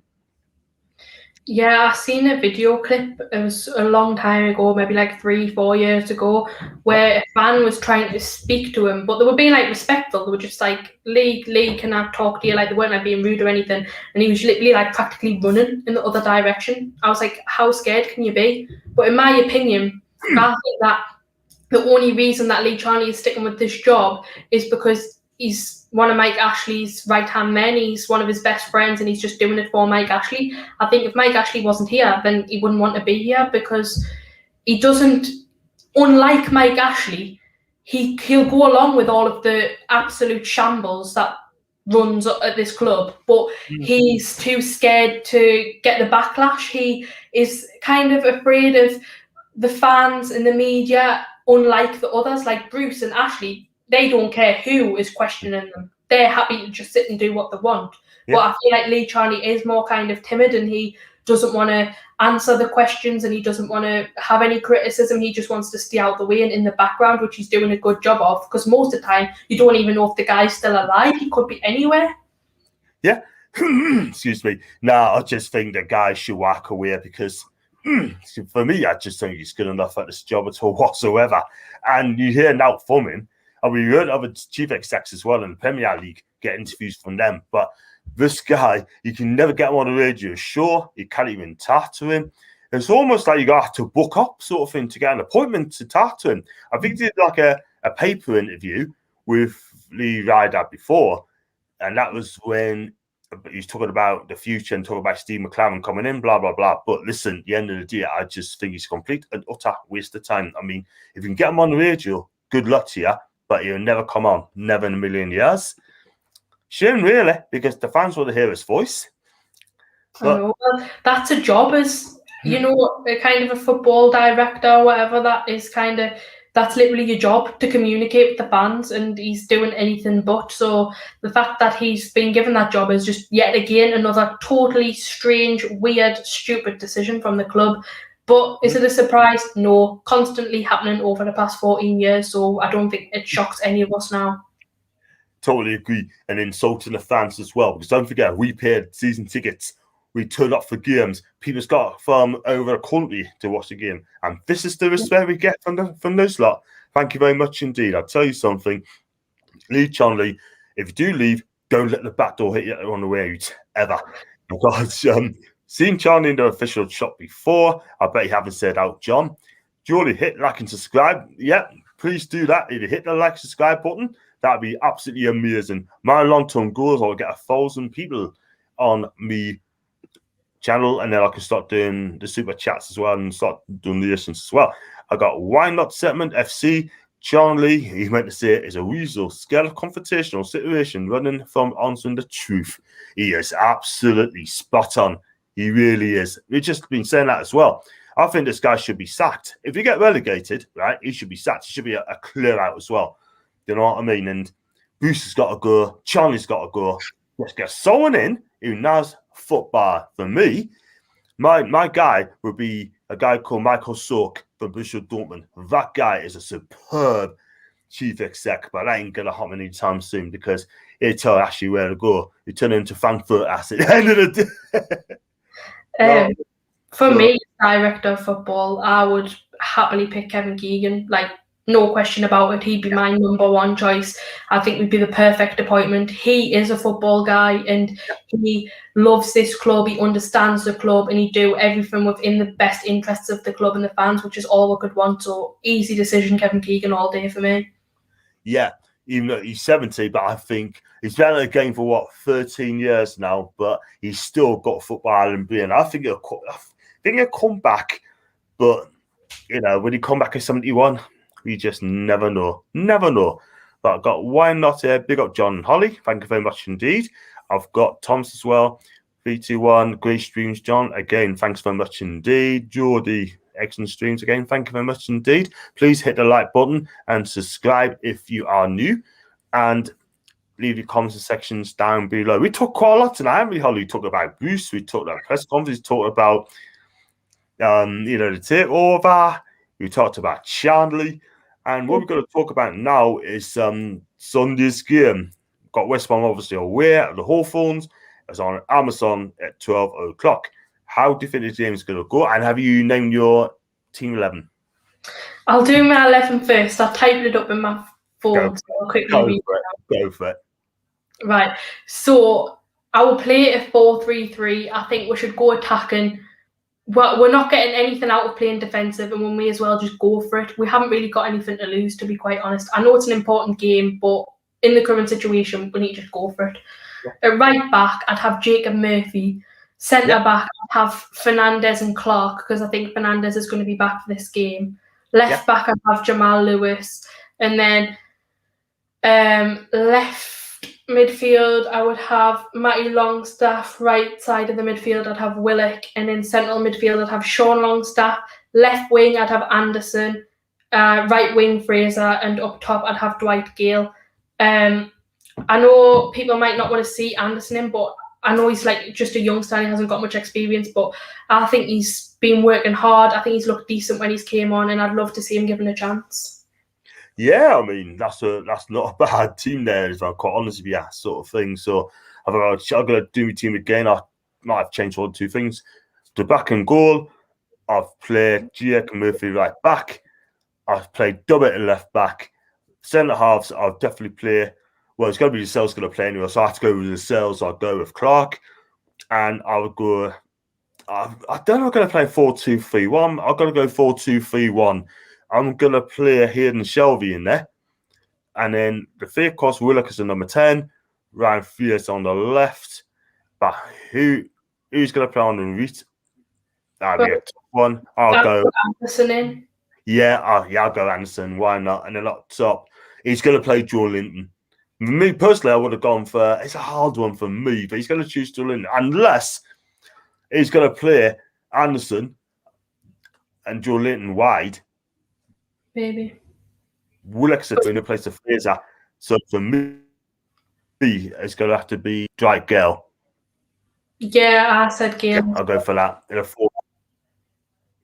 Yeah, I'm going to go for that 4-2-3-1, and I'll go for that. And it's going to be a must-win. It has to be a win, must-win. But will we do it? We have to wait and see. I've got one again. What if Boost draws again? It'll be sacked. It's got to be a win. It'll be sacked. And I've got Paul 2 on, lads. And yeah, Holly, what do you say the score's going to be on Sunday for you? Have you changed your mind, and have you confident now, or are you going to? Well, I just want quickly want to say I realised that I missed a goalkeeper out of my lineup. I do that quite often, but it's just because I'd always put Martin Dubravka in, so I feel like I don't need to mention it because no matter what, I'd be playing him if he was fit. So yeah. But in terms of predictions, on Monday night, on Ladies' Night, I said 2-0 to Newcastle. I give the best prediction out of everyone. Everyone else said 1-0 Newcastle, and I said 2-0. But I made that decision purely based on my heart, not my head. That's what I want to happen. Yeah. Even at the time, that was just kind of, I said it as like what I want to believe that'll happen. I don't think it'll happen. To be honest, I think we'll get beat 2-0. But I'm going to stick with me 2-0 win and be positive and just hope and pray that we'll get the 2-0 win. So I'll stick with it. I'm going to say, for me, I said nils each from the start, but can I change my mind? Am I allowed to change my mind? Yeah. 2-0 West Brom for me because of what's going on over the week. Sorry, but me here's going to say nils each. That's what I said. That's what I think it will be realistically, 2-0 to West Brom. But I'm going to reverse it to 2-0 to us just to try and be positive because we've been negative for so long now. And I hope to God that we can win because if we don't, we're gone. Done. Absolute done. So I agree with what you mean there. I got Paul say he wouldn't be surprised to play 5-4-1. Please don't. George said Nielsen's 1-0. But who to is the question? Hopefully you can get 3 points. And George getting thoughts on the handball fear and rule change. Yeah, I think it's about time. I know Fulham's kicking off. Yeah, I watched it again. I didn't think he meant handball that. It went straight to his hand without him knowing about it. And then Madja finished it off. But thank God it didn't stand for our sake. But if that happened next season, then that goal would have stood. I watched that game, and at the time, I was watching it with my dad, and I said, obviously when it went to VAR and they replayed the clip, I said I thought it would go to a handball, not because I thought it was a handball, just because the rules are so ridiculous now. I hate VAR, but my dad's like, oh, no way in that. And I'm pleased that I didn't end up, it went our way, well, in the best interest of Newcastle in the end, but it wasn't a handball. There's nothing he could have done about it because he kicked the ball directly at his arm. So, what can he do? Just saw his arm off. There's nothing he can do about that. If someone kicks a ball directly at my arm now, how's that my fault? There's nothing he can do about it. Yeah, totally agree. I mean, at the end of the day, it wasn't accidental. It just basically just tried to get out of the way and it just hasn't happened. So, yeah. I think Fulham be absolutely miffed at that, if I'm quite honest with you, Sinner. They'd be gutted at that. But, well, it's just luck. We've just been lucky again, haven't we? We've been very lucky again. Amazing. Well, we have. The results went our way all season, really. Yeah. We've had results that kind of went in our favour. And yet, when the media mentions this to Bruce, he thinks that doesn't matter. It's all about what we do, but we have to rely on other teams' results. Nobody wants to. It's a sad state of affairs, but this is what it's come to now because we can't rely on our own team putting in the graft. Yeah. We got to do our own thing. Don't rely on them sort of thing. We've got good players at the club, and just conceding silly goals again, and we don't score a lot of goals. That is our problem, but. We need to start winning 3 games in a row, 2 games in a row. Steepers haven't done that since 2009, I think. 2009-10 season. Not won 3 wins straight. That's another record. My man's breaking records in that, and he hasn't done 3 in a row. That is uncalled for. You know what I mean? Say again? Breaking all the wrong records. Exactly. You know what I mean? I was surprised you got absolutely slaughtered. That's the saving grace. But look at the end of the day, we've got some tough games coming up, man. I mean, we've got to play West Brom Sunday, and then we've got to play Villa on Friday, next Friday, by the way.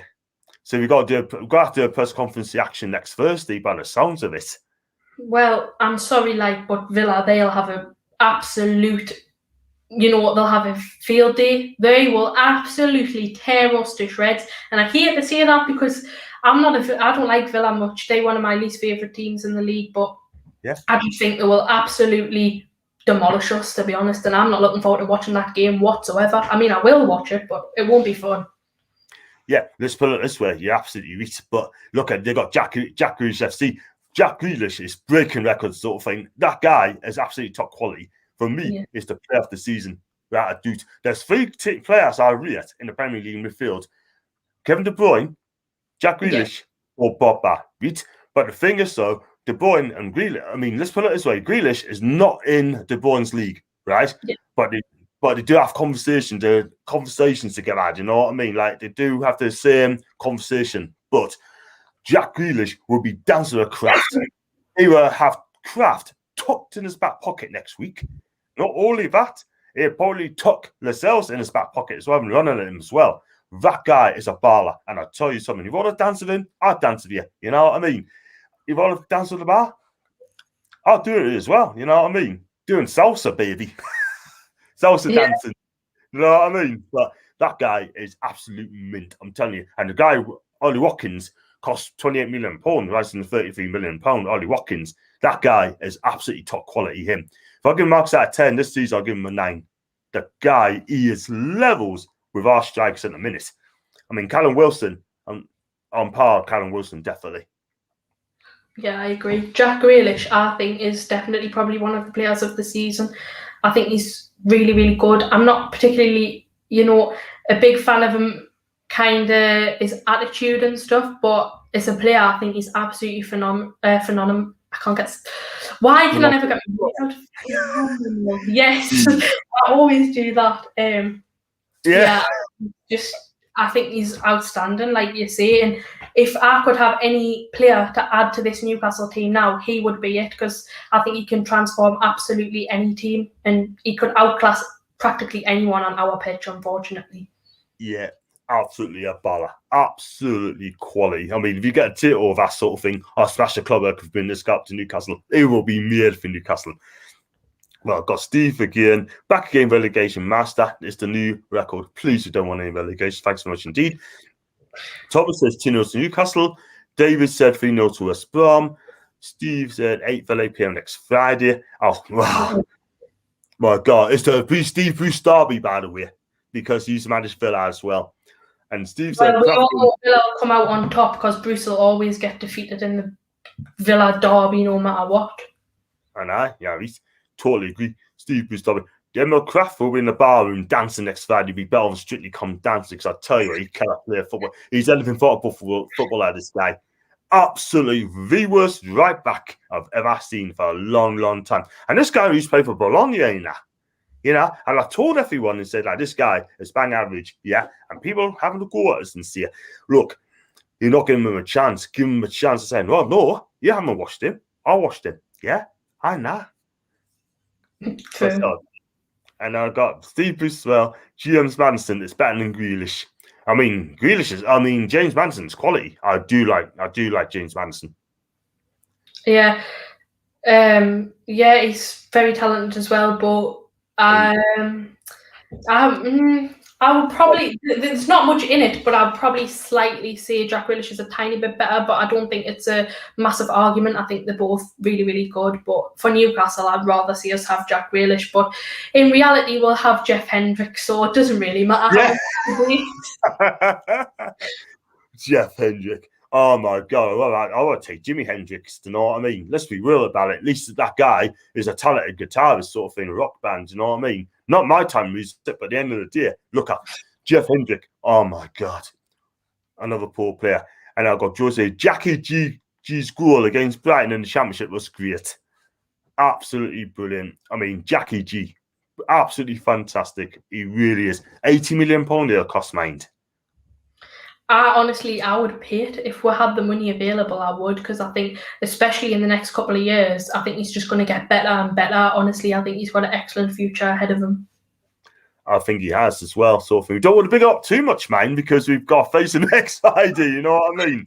Yeah, he'll be crap. No, I mean, but I got Tom said never heard of Kraft in my life until we sign him up. Emily K. That'll do. Emily K. You know what I mean? But hey, what can you say? So yeah. So I mean, I was going to say I'm going to be on for hour and a half now. We've given another 5 minutes or so because you're quite busy. So have you got any other platforms this weekend or next week? I don't think so. Obviously, I do ladies' night every Monday, yours on a Friday, and then I do Paul's on a Thursday. But I don't think I've got anything else on at the minute. I've been quite busy. Like, I've had to cancel a couple of shows that I was meant to do because I've just had a lot of stuff on. But if I am on anything, then I'll put it on my Twitter. Fantastic. Let us know there. There you go. Got Geordie said, Kraft plays for Sweden in the 2018 World Cup. That's the first time I watched him. Well, I watched him before, and this guy is absolutely crap. Seriously, real talk, yeah. Mikko Lustig, right, he's played for Celtic, yeah, he's 35. He can still do it, man. I'd rather have him than this guy we got in Newcastle. Do you know what I mean? He can't even tackle to save his life. Can't even tackle a fish. There you go. So, it's what it is, baby. But real talk, this guy, I mean, how much do you pay for him? £7 million to pay for that, doing 7 million. Was it? I thought it was only like 5. 7 million. Well, unless there's add-ons as well, 5 million plus add-ons makes up to 7. Oh. So I was told. But I double check it, but they wanted £7 million, and I think I have to have a look at that. But you saying 5, I think it's 7 million. I might be wrong. Honestly, I just think even if we paid like 1 million for him, it's still just a waste. I don't get the point in having him there.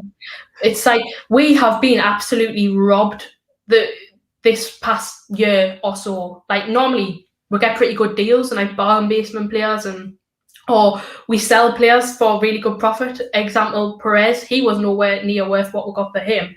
But we've just completely had a backfire on what we've wasted so much money. 7 million if you're on Kraft, 40 million on Joelinton. I mean, my God, this is ridiculous. Crap, man. It's absolutely ridiculous. I mean, I just cannot believe it.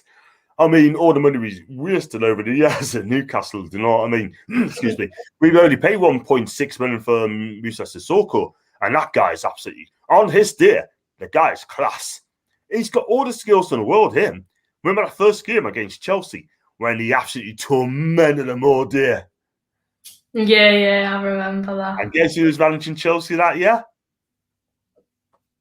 I can't even remember. Rafa Benitez.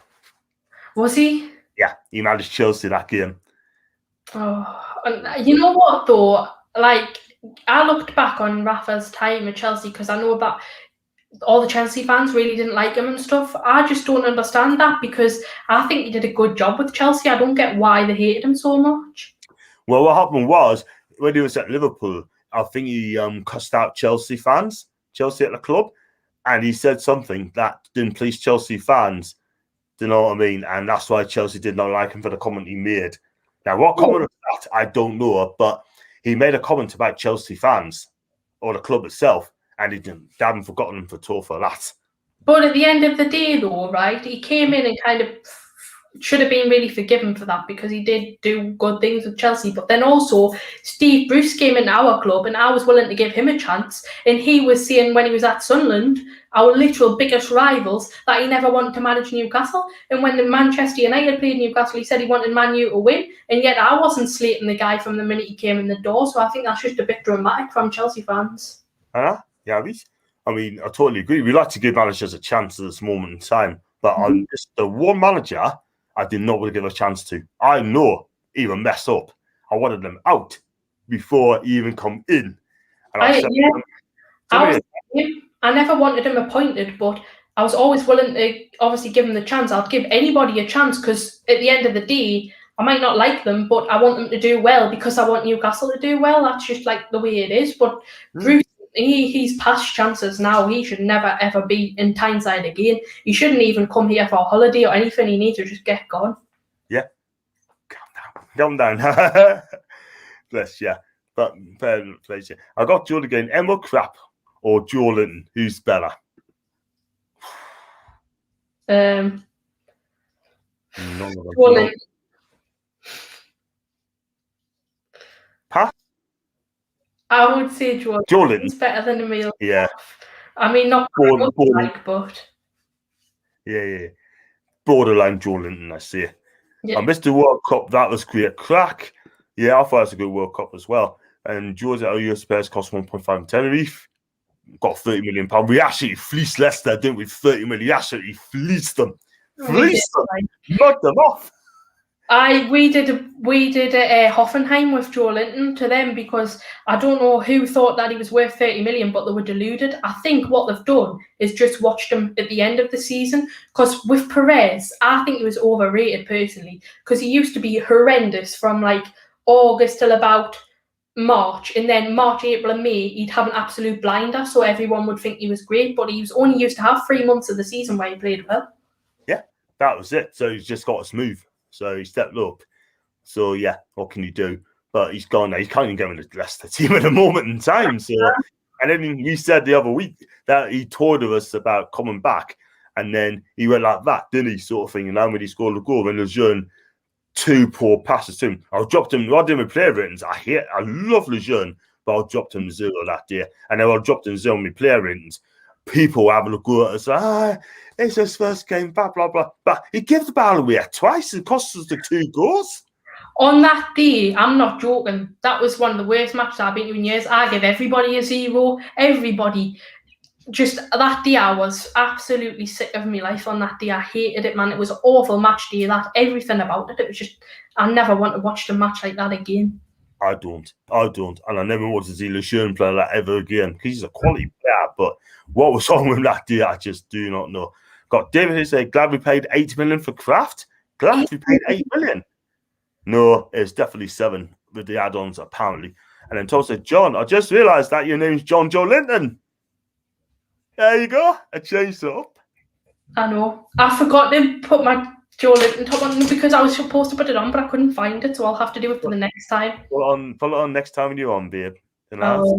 And Dave said, we paid 8 million for Kraft. I was sure we paid 7 with 5 million plus. I'll definitely look into it, but I'm sure it's. I'm right there. Kraft or Joe Linton? What a dumb ass question. They're both. True. I'm Googling how much we paid for Kraft. Let's see.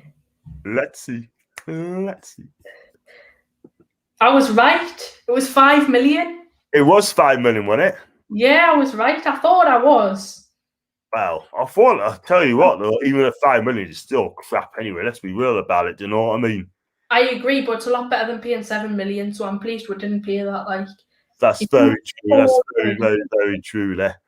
But yeah, as a moment in time, I mean, it's just again. Let's have a look at what's this one here, sort of thing.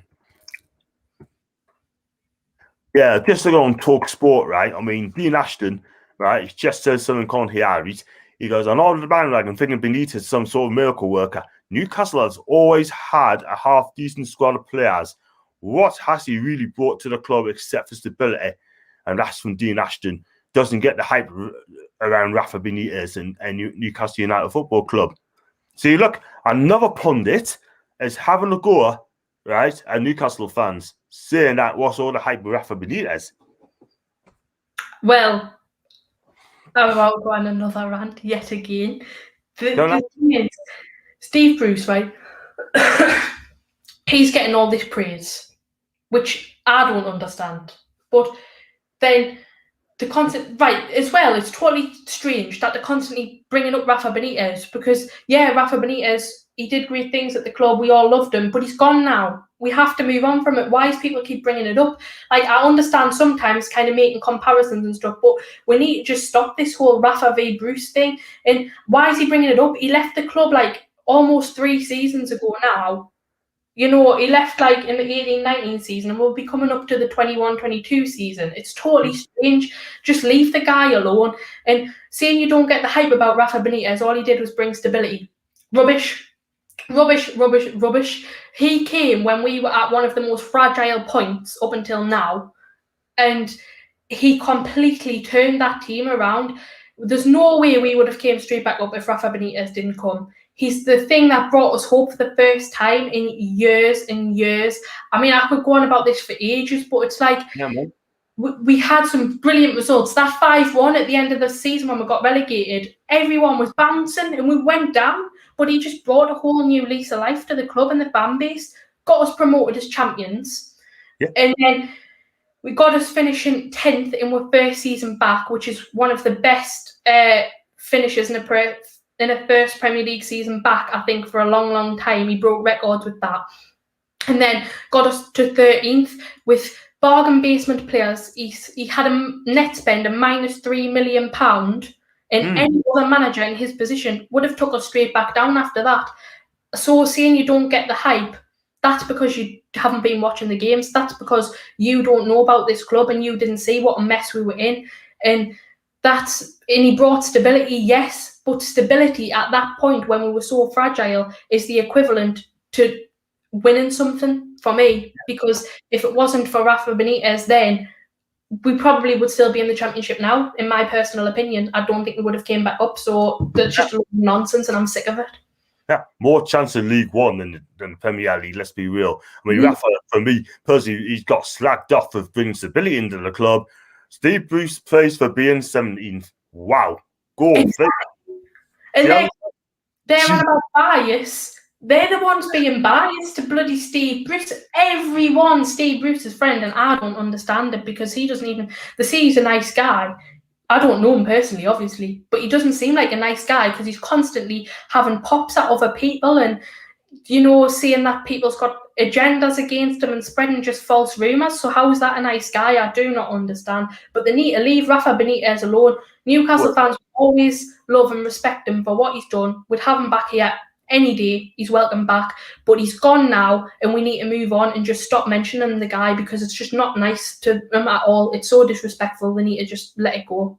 Well said, well said. Yeah, this manager we've got here in a minute, wow, he's getting all the praises from these so-called pundits as well. And you know what it is, right? I mean, I suggest look at Steve Bruce's record, yeah, with last 17 games.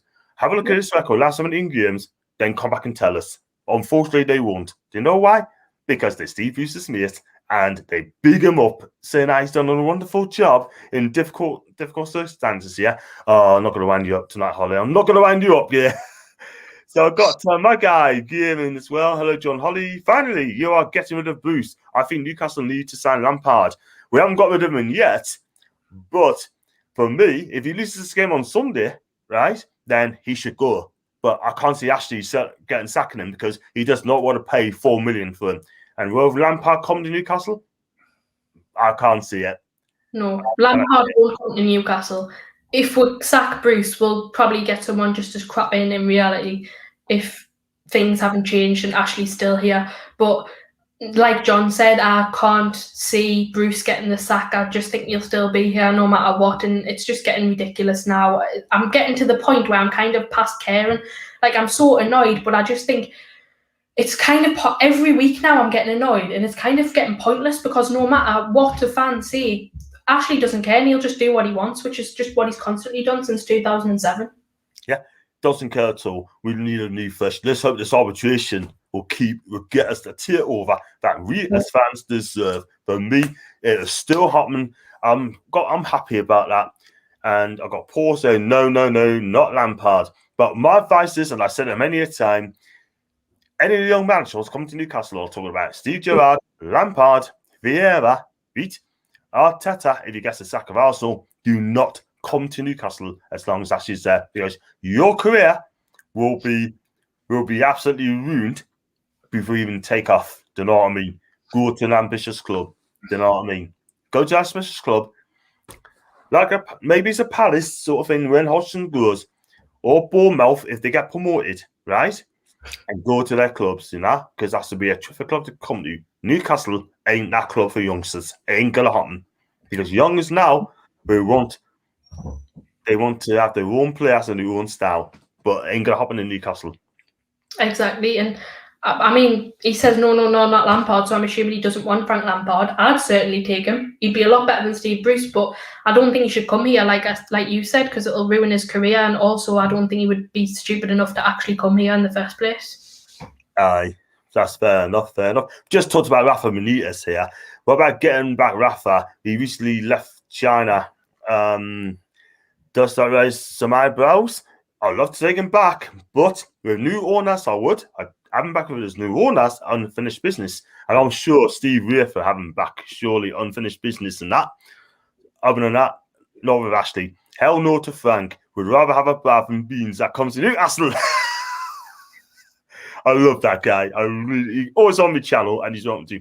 Hello, hi John and Holly. I hope you're okay. And I've got Paul. Brilliant, man. Oh man, brilliant. Well done. Listen, I was going to say, I've got to do hopefully probably tomorrow. I've got to try and get a West Brom fan on tomorrow. West Brom fan TV. He says he's going to come on at 4:00. So I'm going to chat to him about tomorrow Sunday's game. And I'm going to do a match preview as well. And it'll be fun as well. Just going to read this comment out as well. Benno, have you spoke about the club's statement yet? We have, haven't we?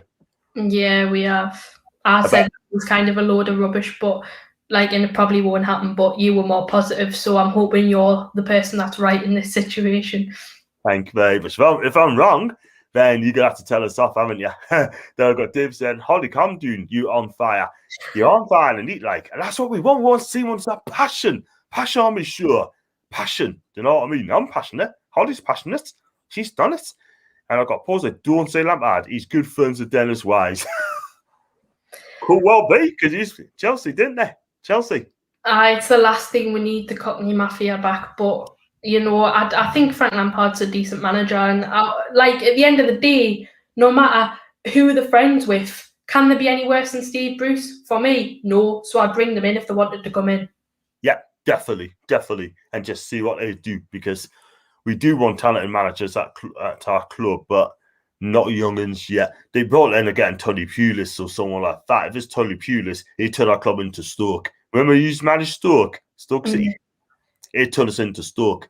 I'm telling you. And Steve Bruce is turning us into Stoke as well, hitting the long balls as well. So there you go. Listen, Holly, I'm gonna let you get away because we've been on for how long? Been on for hour and 45 minutes nearly, yeah. Yeah. Oh, got no messages here. Oh, got two here. Lampard's done well with a poor young squad last year, but struggled this season with better players. Think it'd be ideal for us currently. I love him up to Newcastle, but I don't want him coming to work for Mike Ashley because his career is going to be ruined. And he'll speak to Rafa Benitez as well and say, how did he get on? He'll not come. And Given Fialek said, I was working with the Saudis at fear to take over, which is about to happen. The main reason the deal didn't go through was because of Mike Ashley being stingy and the English FA not being serious. Holly, what do you make of that? I'm just going to quickly reread through it. Yeah. Well, I don't really get that because he's being stingy with the English FA, but how's Mike Ashley being stingy with the FA because he doesn't owe anything to the FA? It's them that's stopping him from the takeover going through, so I don't actually get what he's meaning there. Wow, I mean, just it'd be very interesting though. I think it could happen if we got relegated. He would still want 300 million for the club, which we will not get. He will never get 300 million for the club, Holly, because I'll be amazed if they get somebody. So I don't think the Saudis would want to have the club in the Championship, but also, even if we went to the Championship, I think the Premier League would kind of butt in and kind of try and get into their business because they'll still kind of be able to have some say. Because obviously they're kind of more powerful than the FA is, so to speak. So I think they could honestly still put their nose in because they know we'll get promoted and we'll be back in the Premier League and then threatening all the top six again. So I think because of how corrupt they are, they could still have some type of hand in it. Yeah, you're absolutely right, but we're still not going. We're still not come back up with guy doing sort of thing. You know what I mean? But thanks for the kind words, John. Okay, cool. He's fine, but you're right. I mean, it's just our club's a mess, man. It's a mess, And I've got Mike Ashley wanting more money, and English FA didn't want a prince of a country buying the club. So Mike Ashley's trying to be greedy. Well, you don't believe that? No, I don't. And I know that rumour went around that the reason why it kind of went off the rails a bit was because of Mike Ashley asking more money after the deal had been finalised, but that was quite a while ago, and we know that's not the case because it's because the Premier League's corrupt and wouldn't allow it to go through. So I don't think Mike Ashley's got any kind of responsibility for the deal not going through. I think that's solely down to the Premier League. And I know they said that they don't want the Saudi government or whatever owning the club, but I think that's just a load of rubbish. It's another excuse from them because they're quite happy to have Saudi money for other Premier League clubs. So why not for ours? And that's because they don't want us to compete and they're corrupt. No, they don't. They are corrupt. Premier League are corrupt anyway. And I don't go anyone say it. They're corrupt league. They look after the top 6. They don't give them money about their 14. That is it. Look at Burnley, just been taken over, right? And now they're 80 million in debt already. Unbelievable. With us, we don't have any debt at all whatsoever. We've got to compete. We've got to spend the money. And that is that sort of thing, you know what I mean? And Qatar and Saudis are like that now. Saudis can watch the Premier League games now as well through their satellite box as well. So it's just great news. So, Holly, well, I'll let you get a rest now after tonight's show. And wow, what a show we had a dear. Absolutely magnificent, yeah. I've never seen you on fire, but hey, it's Ross Race's show celebrate, passionate, fun, and yeah, successful, I guess. And yeah, so I don't know what I'll be doing tomorrow, sort of thing. I'm working tomorrow, and I'll see if I can get a West Brom fan on tomorrow, talk about tomorrow Sunday's game. And I'm sure he's going to be laughing the way things are in a minute in time. So yeah, so you're doing much tomorrow? On just going out tomorrow or shopping or? Probably not much tomorrow while we're still in lockdown. I don't think so. Just probably staying in again. Yeah, I don't blame you. Yes, I mean, I'll do my work, get home by, say, 12:30. Probably do a stream. Don't know what I'll be doing yet because I'll probably speak to West Brom fan if I can get them. And I'll do the watch along on Sunday. But you'd be on Steve's channel on Sunday, are you? Steve's watch along Sunday, I guess. I think so. Yeah, he's pretty good. And you got some good guests on that show, haven't you, as well? I do like Pete on there as well, by the way. I think he's honest. And Paul said, yeah, John, we don't owe any money, but we're still in there. Yeah. You know what? But still can't believe I put John Joe Linton on there. Well, at least you stuck to your promise. I know I was going to wear my Joe Linton shirt, but I couldn't find it, so I'll wear it in the next show. You do that. Just go a couple more messages quickly before we sign off. Guillermo said, I'm working with the Saudi company you wanted to take over. Newcastle's no chance of a new deal for now, but apart from any Arab financial takeover or local American businessman is interested. No. I hope it's not Henry Maurice. Definitely not. That's Luke Edwards' mate, by the way. I mean, Richard Keys has come out and said Henry Maurice is another bidder. Don't listen to that guy. The guy's an absolute folly. I hate that guy. I mean, hates the word I don't use, but Richard Keys, I'm sorry, he's a disgrace. Can't take him seriously. I wonder what you think of the arbitration as well. He must be running scared, and I'm telling you. Yeah, and I think wasn't it Michael Chopra that broke the news about the Henry Maurice story? No, that's Luke Edwards. I don't know. I know Michael Chopra was involved in one of the takeovers as well. Singapore. He's involved with the Singapore one. Oh yeah, there's that many, but all these ones that keep getting mentioned, they're all kind of just fraudsters and fakes that we don't want anywhere near the club, so I hope not. The only real deal that we've got on the table, in my opinion, is the Saudi one, so that's what we need to focus on for now. We're going to court with them, and we need to just kind of step away from all the takeover stuff until we've resolved this one. Absolutely. Get this one over the line. They want this club. The same people want to buy Inter Milan, but that's been denied. The only one they want is Newcastle United because they know they can get good investment in the club sort of thing, and not just by the club. The money will be poured in the region as well, like, new training facilities, new complexes as well, like they've done in Man City sort of thing. Hopefully, they got the money, they got the books, and believe you and me, they're going to turn that club into a super club. You know what I mean? They've got James Allen should be next manager. Would I take him? Probably not. Really? Alan Shearer. You wouldn't take Shearer over Bruce? Oh no! Yeah, I'll take him over Bruce, but when it wouldn't be the takeover, I'd rather have the bigger names like Diego Simone, Max Allegri. You know? Yeah, I wouldn't take him if we're going to take over, but I'd certainly take him at the minute over Bruce. But there's no chance he would come back. I'll take Shearer any time of the day, but over Bruce, that's what I meant to see it. But what I meant to say is, if there's a takeover, I want the big hitters there, like the Simeones, the Allegris, right? The Pochettinos, even Rafa, you know what I mean? Yeah. That's what I take.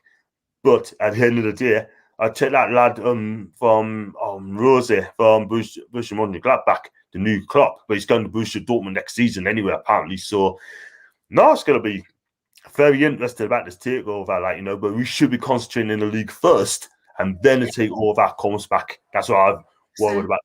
There you go. We need to prioritise staying up in the league before we get carried away with anything else, because at the minute we're in an absolute mess and we need to sort out what's in front of us before we're worrying about, takeovers and court cases and whatever else. Yeah, man. Absolutely right. I mean, get our priorities right and get our Houston and all that, which I hope we should do. So, Lolly, listen, thanks so much indeed. I could chat to you for about 4 hours on the stream, you know what I mean? Paul said the other day, John could do 50,000 streams in a day, he reckons. I could. You probably could, The late one as well, man. A late one, do a 12 o'clock in the morning stream. Can you imagine me doing that? 12 o'clock in the morning? You should do what Dom from the NUFC Iceman done and do a 24-hour stream. You'll probably do good at that. I'll probably smash it, Ashley. I'll probably smash it, you know what I mean? But I thought Dom did a fantastic job. If Dom's listening now, mate, big up to you, my guy. Well done doing 24 hours, and you know what? I commend you, do you know what I mean? What he did was absolutely amazing. And big up to that guy, because he is a fantastic guy. He dropped us a link the other day. I think it was last night, 11 o'clock, but I was in bed, so I couldn't wake up. But still, just one for gaming. One thing's for sure, any investment of Boost any club, we are seeing it with PSG and Man City. Hopefully be with us. But yeah, I mean, there's a guy called Arsenal fan called, I think it's Gunnar Eagle Eye. I think he did a stream about 12 o'clock one morning. I thought, wow. But he still had something like 1,500 people watching live, and that was 12 o'clock in the morning, mind. Arsenal fan. I know. Well, to be honest, sometimes I watch really late live streams because I think it's quite good. Like when you can't sleep and someone's live, it's quite interesting to watch. And in this lockdown, it's constant. People can't sleep. Like I know I've been awake at ridiculous times during the lockdown, so it's good fun. I know, but 12 o'clock in the morning on a live stream, wow. I might have to do that one day, do you know what I mean? Do it 12 o'clock in the morning. Can you imagine that? If a takeover happens, I think that's what you should do to celebrate it. Do a midnight stream. Yeah, I should do, man. Should I? Yeah. I'll be pulling a lot, me now. Do like a Gunnar Eli style, If Chiggy's watching, hi to you, my guy, because I watched him with Lee Gunnar with Arsenal channel as well. And I tell you what, they're both absolutely lit, absolutely brilliant in that. They tell us how like it is. They don't put any punches as well, man. If they play poor, they play poor. Do the player ratings, they give them a 0, they drop them a 0. And that is being honest. And then, yes, John, do a 12-hour live stream, please. My God. I think Paul would be laughing. What I'll do, right? I'm going to make a promise now, right? Okay. Not a 48-hour stream for Paul. What I'll do, right? If we do get a takeover, I would do a 12 o'clock in the morning stream, definitely. Okay. I'll do that for 2 hours. And I need people to come and join us as well, man. I'll join if we get a takeover, You do that. Please do. That'd be amazing. I'll probably do a fan reaction one as well, sort of thing. You be first on the list, babe. You know what I mean? Because you're me number one. I'll probably make no sense because I'll be that excited. I'll probably be just saying any old rubbish, but I'll still come on. I know, man. That'd be brilliant, man. That'd be amazing, man. But wow, 12 o'clock in the morning. I made a note of that. And then someone said, when Newcastle stay up on the final day, then I must do a 24-hour stream. Oh, my God. I'm going to be shattered, man. Well, I love doing 12-2 in the morning though, 12 o'clock night, 12 o'clock in the morning, in the early morning, like yeah. But We'll definitely have to do a stream if we stay up and that to talk about it, but I don't think we'll do a 24-hour one. Like, I think that's a bit too much. Definitely, man. Unless people live in New Zealand, Australia, sort of thing, in the States, sort of thing, they still might listen to us, Just put hashtag Australia, hashtag New Zealand, hashtag USA, hashtag NUFC, everyone else, Yeah, get the worldwide fan base involved. That'd be amazing. Now, if I get enough subscribers, then apparently if you get 1,000 subscribers, it just shoot up the roof. Hopefully, yeah. I think you should probably get it soon.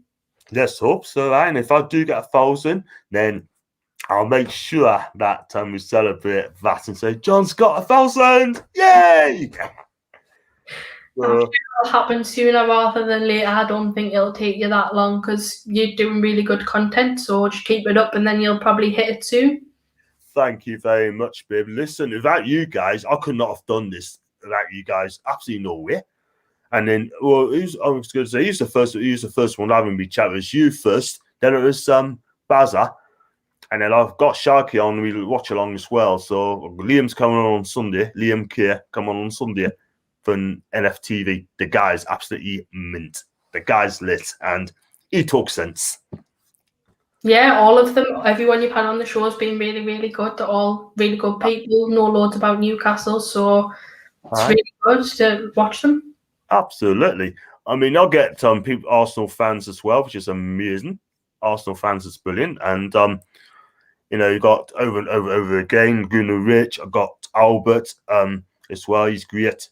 I've got Ryan Williams as well. He's fantastic. And you've got loads of other fans as well, sort of things support the Gunners. I've got some Man U fans as well.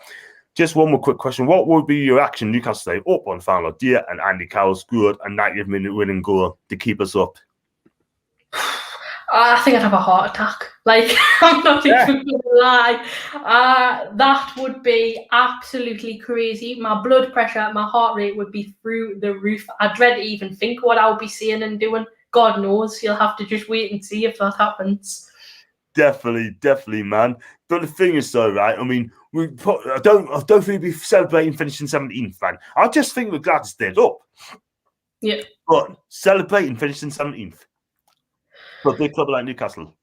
Of course, it's disgusting. It shouldn't be happening. I'm not happy, but because of how things have went this season, I would be absolutely delighted with finishing 17th. I'm not even going to lie, because this is how much Steve Bruce and co has lowered our expectations to the fact where we feel like finishing 17th is worth celebrating, because it is. Because all season, well, not all season, but for most of the season, I've just thought we're definitely going down. So if we did stay up, that would be an achievement for me. Absolutely. And I do not want to go with that situation ever again. We finished 17th, stayed up. I do not go for it again. Big change needs to happen. Yeah. I'll get rid of players who are not good enough. I feel like there's 5 players I keep in Newcastle. 4 or 5. The rest can just go. Do you know what I mean? We'd have to have a massive clear out and sort things out, and Bruce would have to be sent packing, because we can't sit here next season and be in the same position, because that would just be a total mockery of the club, to be honest. We need to, this summer, we need to have a total refresh and sort everything out, no matter if Ashley's still here or whatever. We need to sort it out, because we cannot be sitting here this time, 2022, worrying about the same things as what are now. It's not on. Totally agree. Bruce got to go, get decent someone in. Right, someone's going to play open attacking football with better players coming in and fit into their style of play, their philosophy. I want to see the tactics. I want to see a plan B. I want to see subs at the right time, and open football. But hopefully we get that. Not under this manager, we won't. And I've got game of the game. Last one for we really got to sign off. I'll be realistic. I see Newcastle finishing 15th, fair and honest. I hope he's right. Yeah. I hope he's correct. I'll take 15th. Of course I will. I'll take 15th situation. No. But at the end of the day, it'll still be a crap season, no matter what. But it's what it is. Listen, Holly, before I let you go, did you enjoy coming on again, Andy? Yeah, always good show. I mean, we're always talking about negative stuff at the minute, which isn't great, but and I've been ranting a lot, and I apologise for that, but it needs to happen, because I think from fans like me and you, and we're just so passionate and love the club, to see what's happening really is getting to us now, and sometimes you just need to rant. I know, yeah, until we start winning games and winning well. Do you know what I mean? I want to come on here. We would just say, yay, we actually won a game. 3 massive points. Fulham got beat. West Brom got beat. We're what? 5 points ahead. 6 points ahead of these two teams now, which is a lot healthier. And that's what we need. It is. I hope next week we have a positive note. And we just want to be positive, but the club are not making us positive, and that is the problem. Do you know what I mean? It's horrible to see where we are in a minute. It's so embarrassing. Well said. I mean, I said before, right, that Keegan, Rafa, and Sir Bobby, God rest his soul, yeah, right, will not take this current team to 17th. They won't, because it just won't happen. Those 3 managers I mentioned would take us in the top 8. Because we've got good players at the club. They would take us to the top 8 with that squad. Yeah, I completely agree. Not even the likes of, Bobby and world-class managers like that, even just a half-decent average manager could get us in the top half of the table with the squad that we've got. Bruce has actually criticised the squad, saying that he hasn't had investment and the players are poor and that, and so is like his pals. But it's not true. We have got good players in that squad. They're just not up to scratch at the moment, and they're not getting coached well enough. Yeah, you're absolutely right. Not good enough. Sorry, but I feel sorry for the players. And like I said, the sooner this guy grows, the better. Release on Sunday, he is out. I'm telling you, and I mean that. He has got to go. No if, no buts, or ifs, no buts. Got to go. Arrivederci. Ciao. Arrivederci. Off he goes. There you go. Talk about off he goes. We better go, because we've been on for 2 hours, yeah? Again! 2 hours, man. I know, it's all the drama at the minute. That's just so much to talk about. I know, yeah. This is going to be the last one. John, what do you think in the trophy? Well, I'm 51. Let me tell you something, right? Not anytime soon until this owner sells the club. I can tell that right away. And here in again, for I'm here on Shelby. For me, I'm here on all day long. I think that's a silly question. I think anyone that picks Shelby is deluded. Definitely, totally agree with you. Now I've got Paul saying good night, FE1, take care, and Tom saying night, or Miggy all day long. Good lad. So listen, I'll speak to you. Over the next week, or hopefully before that. And, hopefully I'm not as busy as I have been this week, because I've been really busy. But if I'm not, I'll give you a message and hopefully pop on at some point. Please do, because you do love you on my channel, do you know what I mean? Because without you sort of thing, I couldn't make it happen, do you know what I mean? But you are absolutely awesome, amazing.